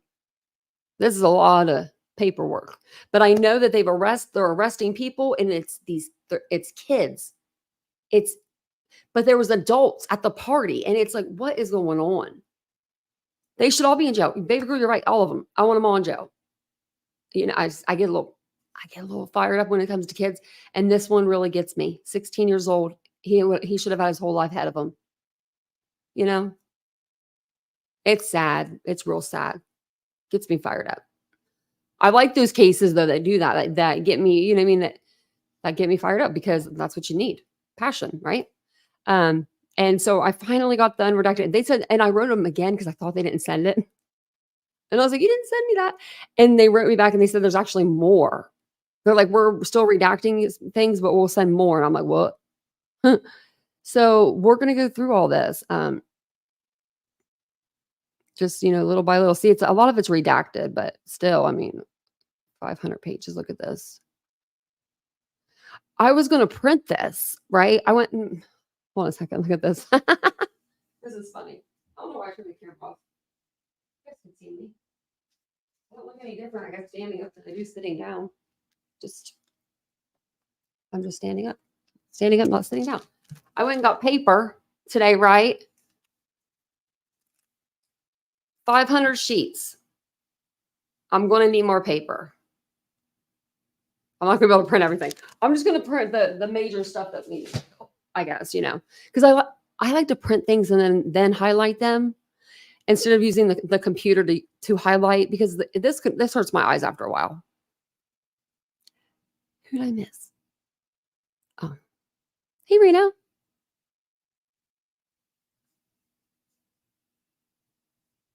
You want to start your own YouTube for a baby mom?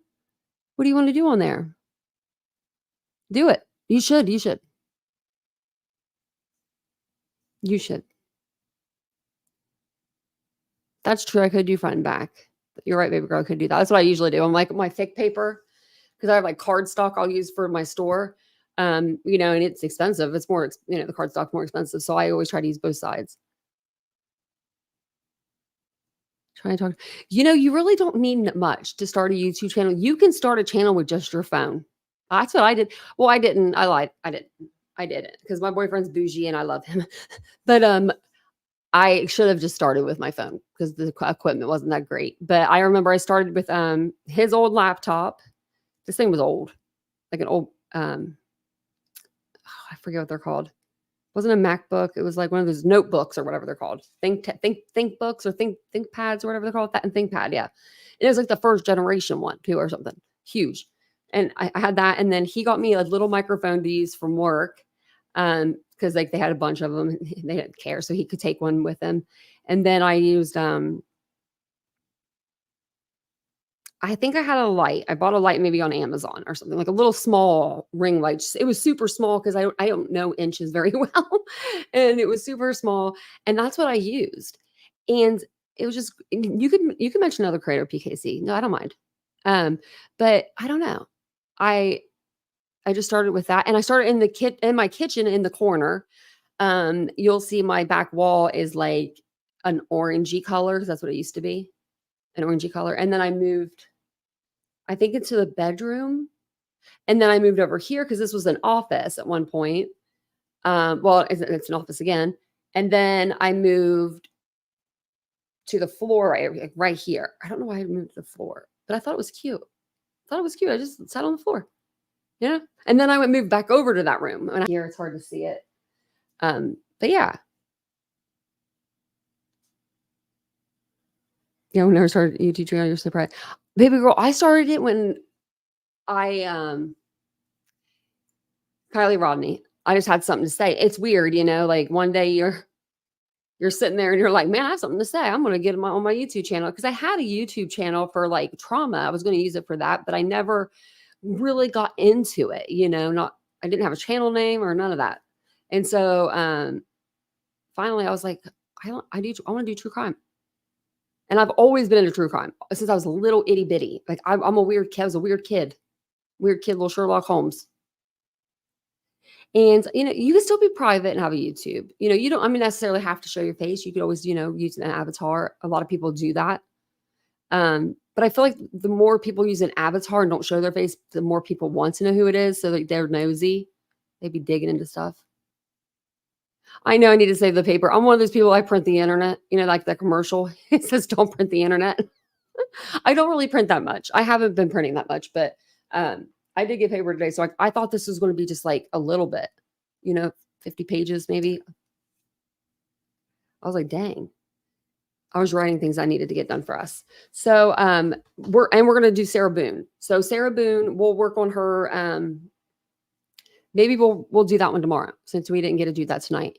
And it's more of like, it's funny. Dr. G, I don't know if you guys watch him, but he is so like calm and mellow. Like he's literally like the Xanax of, YouTube. He's so like tiring, but even he was saying that it's going to be laughable and that she's going to go to jail. He was even like, the words he was using were a lot like, bigger and, more defined, because, he's a doctor, but has his doctorate, but it was very funny. I watched it today. I was like, that's really funny. Oh, and Nancy Grace came out with a podcast or / episode about Preston Lord. I don't know how long it is. It's 42 minutes. I don't know how she could do it in 42, but she did. So we'll watch that, and then we'll start reading the paperwork. That way everyone's like pumped up, like y'all know the story, because it's one for the books. I mean, these kids really killed this kid. I mean, I wonder if it's a gang mentality. Like one person started the next, you know what I mean? Like, I don't know. I thought about doing that, Mary Beth.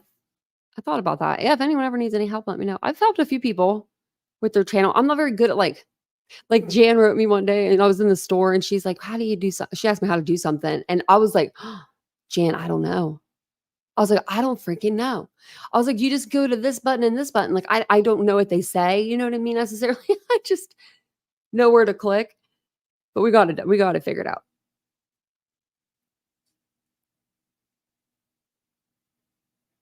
Oh yeah, and who is you talking about, PKC?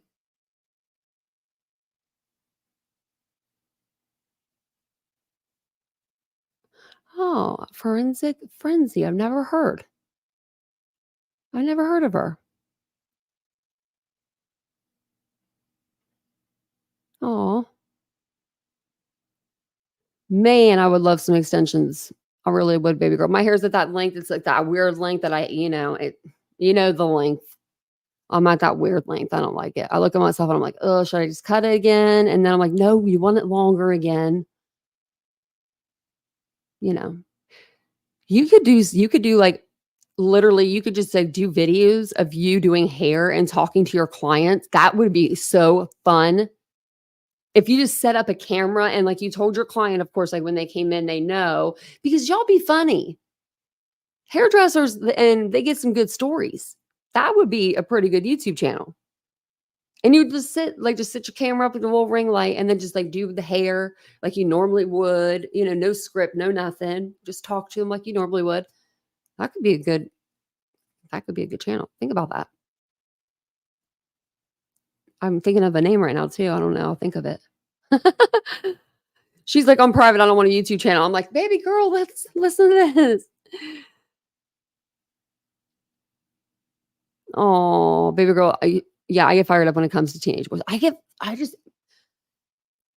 Something about kids, I guess that's why I came in during Kylie Rodney. I guess I didn't think about it, but I'm probably so because I never would have talked to like strangers like this before. I mean, I would because I worked in I worked in like customer service, but I never thought I'd put myself out there knowing I'm not going to have somebody watching me. The first, I don't know how many times I went live without anybody watching me. I don't know.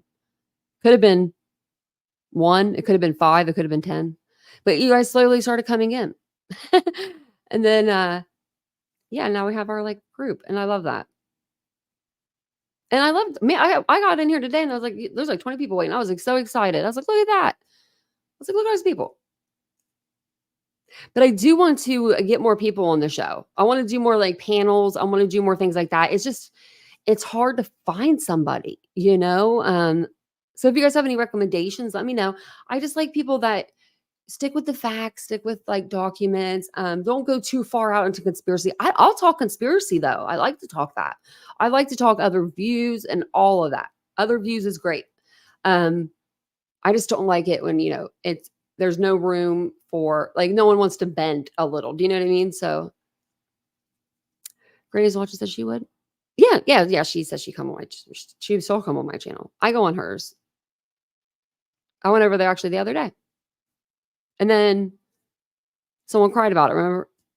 And then today, bumblebees were coming after me in the chat. I'm like, what the heck? Just because I like disagreed with something. And I mean, it was like everybody just switched. 1.6K people. Tanya likes T-Rev. What the hell? I showed y'all earlier. I don't even watch them. I'm like, what you? I'm the one that made fun of them. What do you mean? You saw that for a baby mom? Wasn't that crazy? I just had some things to say, but my words weren't coming out right. And I should have went on panel. I usually would, but my inner soul said, go live and read your damn book. That's what it told me to do. I was about to get on my second channel and be like, my dog eats bumblebees. She really does. She loves them. She loves bees. I can't get her to stop. I don't know what it was. I was just like, I think what it was they wanted to start a fight with me and they get me up there to start argument because I'm like the most non-problematic person around YouTube right now. Other than, a select few really. Everyone's in a fight with somebody.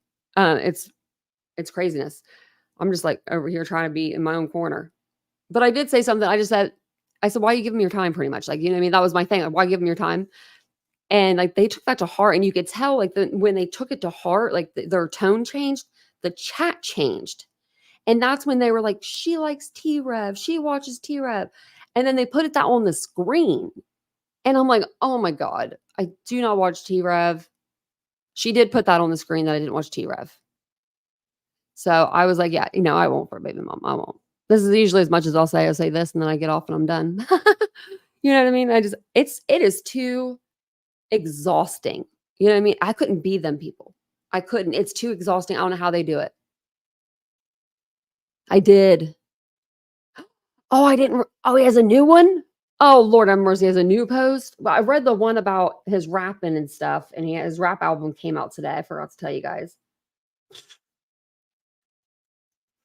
He probably done got me blocked from everything. Let me see. T-Rev.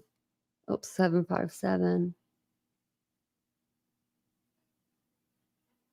I wonder how much his subscribers went down. I heard he lost a lot. I don't see it. I just see this one about. Is it the one about with the for the record, like his album? Thank you for not buying into the smear campaign lies. I've had to distance myself from social media for the sake of my mental health. When has he? When he's been on social media this whole time? We saw him on Facebook. I looked him up within 2 minutes. Oh, don't you make me do it again. Oh, then press with something. Facebook. Y'all be crazy. Man, that's like these are the people it's like, I don't know how people freaking handle that. Like just believe it. Like, yeah, he had to step away. He really had to step away. No, he didn't have to step away, and he didn't step away. So I'm going to show you right now. Okay. This is YouTube. 17 hours ago, 1 day ago, 2 days ago, 4 days ago, 4 days ago. You got my drift. Okay. So this happened about 4 days ago. This started. So he's not been off the freaking internet with social media. This is social media. A community site is social media. Then you go, let's go over here. Let's see what he's doing. 3 hours ago, 4 hours ago, 17 hours ago, a day ago, 2 days ago, 3 days ago, 3 days ago. Do I need to keep going? I mean, seriously, 3 days ago. This is like 3 days ago, 4 days ago. I'm going to say Maury determined that was a friggin' lie. T-Rev, you have been all over the internet. Man. I can't find the post. I wonder where it was at. I wonder if he deleted it. Oh, I wonder if he deleted it because I didn't see that one. What's this? Oh yeah, I read this one. This is about the orders that he got. I just got done signing my 19 records, if that, because people were laughing and not even liking it. He ain't got nothing. Okay, I saw that. Okay, we saw that one. I wonder if he deleted it because he doesn't have any new ones. Just this one on his Facebook, and then on his community tab, he just has the hard copy one. Let's end this with a prayer.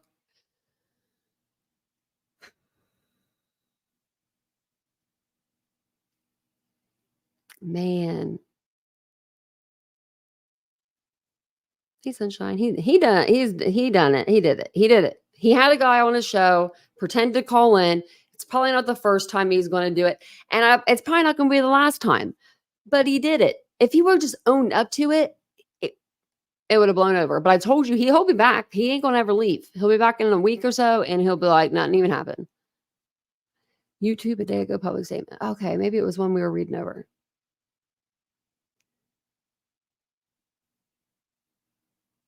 Yeah, we did read this one. Okay, yeah. Okay, yes, we did. I forgot. Not only have the trolls been working with Smoke and Athena, yeah, but they've been cooperating with other channels to destroy me. We did read this one the other day. Yeah. Oh, my Lord, have mercy. Wait, it didn't come up. I'm on Facebook. I'm trying to get you back over there to the statement. Yeah. I have busted my ass to build my platform on integrity and always stood for it. Now a bunch of little punks trying to ruin me over some fake ass doctor screenshots. Get real. I don't care about the screenshots, dude. The voices match. You listen to little Smoke, then you listen to the people on the phone and it's the same person. T-Rev. You know what I mean? You thinking we dumb. You think we dumb. You think we're dumb. We're not dumb. We're not dumb. Yeah. He don't need to blame Athena. He doesn't need to bring her into it. Like really just, Oh my gosh. And I know people get bored and they watch because it has to be that. Somebody wrote me, I forget who it was, but they must be older.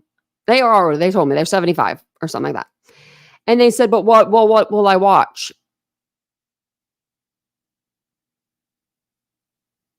Anything but hate channel? Like why? What, no, anything but hate channels. What do you mean? What do you mean? Go to puppy channels or something. Go watch a puppy. Go watch kitties. Do something like, you don't, it's just like, don't even put your mind into that. It just makes it so I swear it makes life less enjoyable. It really does. It really does. When you pile into this, like every night doing this Sebastian stuff, just every single night, I'd be off the platform. I wouldn't be able to do it. But I'm glad I have you guys here that want to, cover other cases with me. That means a lot. That means so much to me. It really does. It really, really does. It really does. I can't tell you enough. You guys are the real true crime, sleuths, and you want to be here for true crime, and I love that. Because, woo, man, the drama out there is thick and it's real. What's going to tell you? I think that's all. I think that's all I got for you guys, actually. So, yeah, it's all she wrote. Tomorrow we'll go over Sarah Boone and her crazy antics. She's her own lawyer now. I didn't even know that you could be doing this. Well, I didn't know that she could get rid of 9 lawyers. And then they're just like, well, sorry, you got to represent yourself now. Like, time's up. I don't know. It's very weird. Michaela should be aware. What does he do? Like, to make people, what's this? What is it? You know what I mean? I don't get it. I just don't get it. I don't know. I mean, he's had like 3 girlfriends since the Sebastian Rogers case started or something. It's just been like, he's been all over the place. I mean, he has. He's really been all over the place. But thank you guys for being here tonight. I appreciate it. I do. I really appreciate it. You guys are the best. I read the book again. That's okay. I'll send it to you. Athena said he didn't even clean up after himself. Really? I didn't watch the live, but man, what a bum. You know what I mean? Like, I'm sorry, but I told Vincent this morning I love him so much. What was that? What was that for? Oh, because I was listening to someone's live being nosy and I could hear their person in the back just freaking talking. I can't stand background noise. I don't know how people can watch a channel and have background noise. Any kind. Like a person, a bird, a dog, you know what I mean? Like a kid, no offense to people who have kids, but just, it's like the background, like that background noise. It's like, what's going on with life? It's just me. I'm weird. I have sensory issues. I'm blaming it on the autism. I'm blaming it on there. Because I don't know. It just drives me nuts. Yeah. Las Vegas, Layla. I think I've been in his chat once or twice way back when with like Kylie Rodney. And then I saw the spirit box stuff and I was just like, what? Huh? I didn't. Oh, I can't see the likes on the screen. Let me see. Are the likes the same as the people in here? Not bad.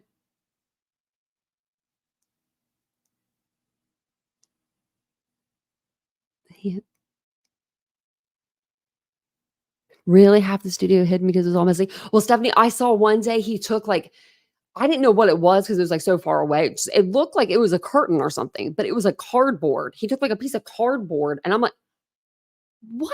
And you could see like the sun. And I'm like, what's he doing? Taping up cardboard in the house? Like, because I'm a freak. I'm a freak. I'm just so, my house looks like a damn showroom and it's bad. But not everyone's house should look like that. But man, clean up after yourself, buddy. I clean up after Vincent a little bit. Like if his dishes are in the sink or something, you know what I mean? But he makes it there. He makes it wherever they need to go. Like he'll put it in the sink. You know what I mean? I'll put it in the dishwasher. But man, he never just leaves stuff around. Like it's because I trained that boy though. He's terrified. He's terrified. He's like, he looks like he's sitting in a showroom when he's sitting down. He's like, I'm just kidding. He lounges on the couch. I'm just kidding. But I do make it look really nice and not lived in at all. That's the problem. You like people have like houses and they're lived in and I don't know what that's like. Because I'm always like, no, we don't need that. Really? Wow, man, baby girl, that's sad. He's a joke though. Like, I mean, she should know. Man, I'm so lucky. Y'all, stuff like that makes me feel so lucky. Like, Vincent's been loving this. Like the last few days, I've just been like, I love you. Thank you. Thank you so much.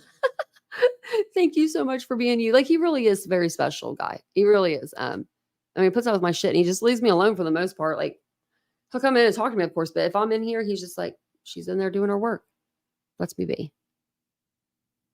Yes, Reno, I've got the OCD so bad too. It's bad. I feel you. I can't help it. And you know what I think about OCD? Why people telling us to stop doing what we want to do? Like, I know that it's a lot sometimes. Maybe we should like push it back, like pull back a little bit. You know what I mean? But if you have an impulse and you want to do something, why can't you if it's not harming anybody? Just let us do it. I don't know. My counselor's right now, she's trying to get me to tell my problems to invisible people and put it on them. The stuff that they're telling me to do makes me feel like I'm crazy. I'm like, I'm not doing that. I'm not talking to myself. I'm not talking to Taylor Swift. Yes, she asked me if I was talking to Taylor Swift. I'm very organized. I'm like, everything's got a sticker label here, buddy. It's bad. It's really bad. But I love that, like even the laundry room, it's cute. We redid everything though. Last September, we started working on it and we're pretty much done.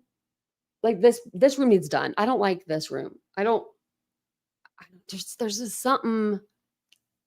I need like a plant or a tree or I don't know. I need something. This ain't working, but I need something to brighten it up a little bit. But thank you guys for being here. I kept you up all night. It's fun. Get a new therapist. I know I need to. She sounds crazy. I'll have to think of the stories. I'm just like, oh my Lord of mercy, lady. Like Vincent even told me, he's like, what? I don't know. Oh man, she's a little crazy. But I like her at the same time. She's sweet, but she's just weird. But thank you guys for coming. I will see you tomorrow evening. I might be on, actually, I'm going to be on during the day tomorrow, I think. Either we'll do like a members only or we'll do a live, just hang out or something. I'm doing one on the other channel, something like that. We'll do something. But I will see you guys all tomorrow. Have a great evening. Good night. Sleep tight. Make sure your doors are locked. Make sure your windows are shut and locked. Make sure your cameras are on, because people are crazy out there. And stay safe. Bye, guys.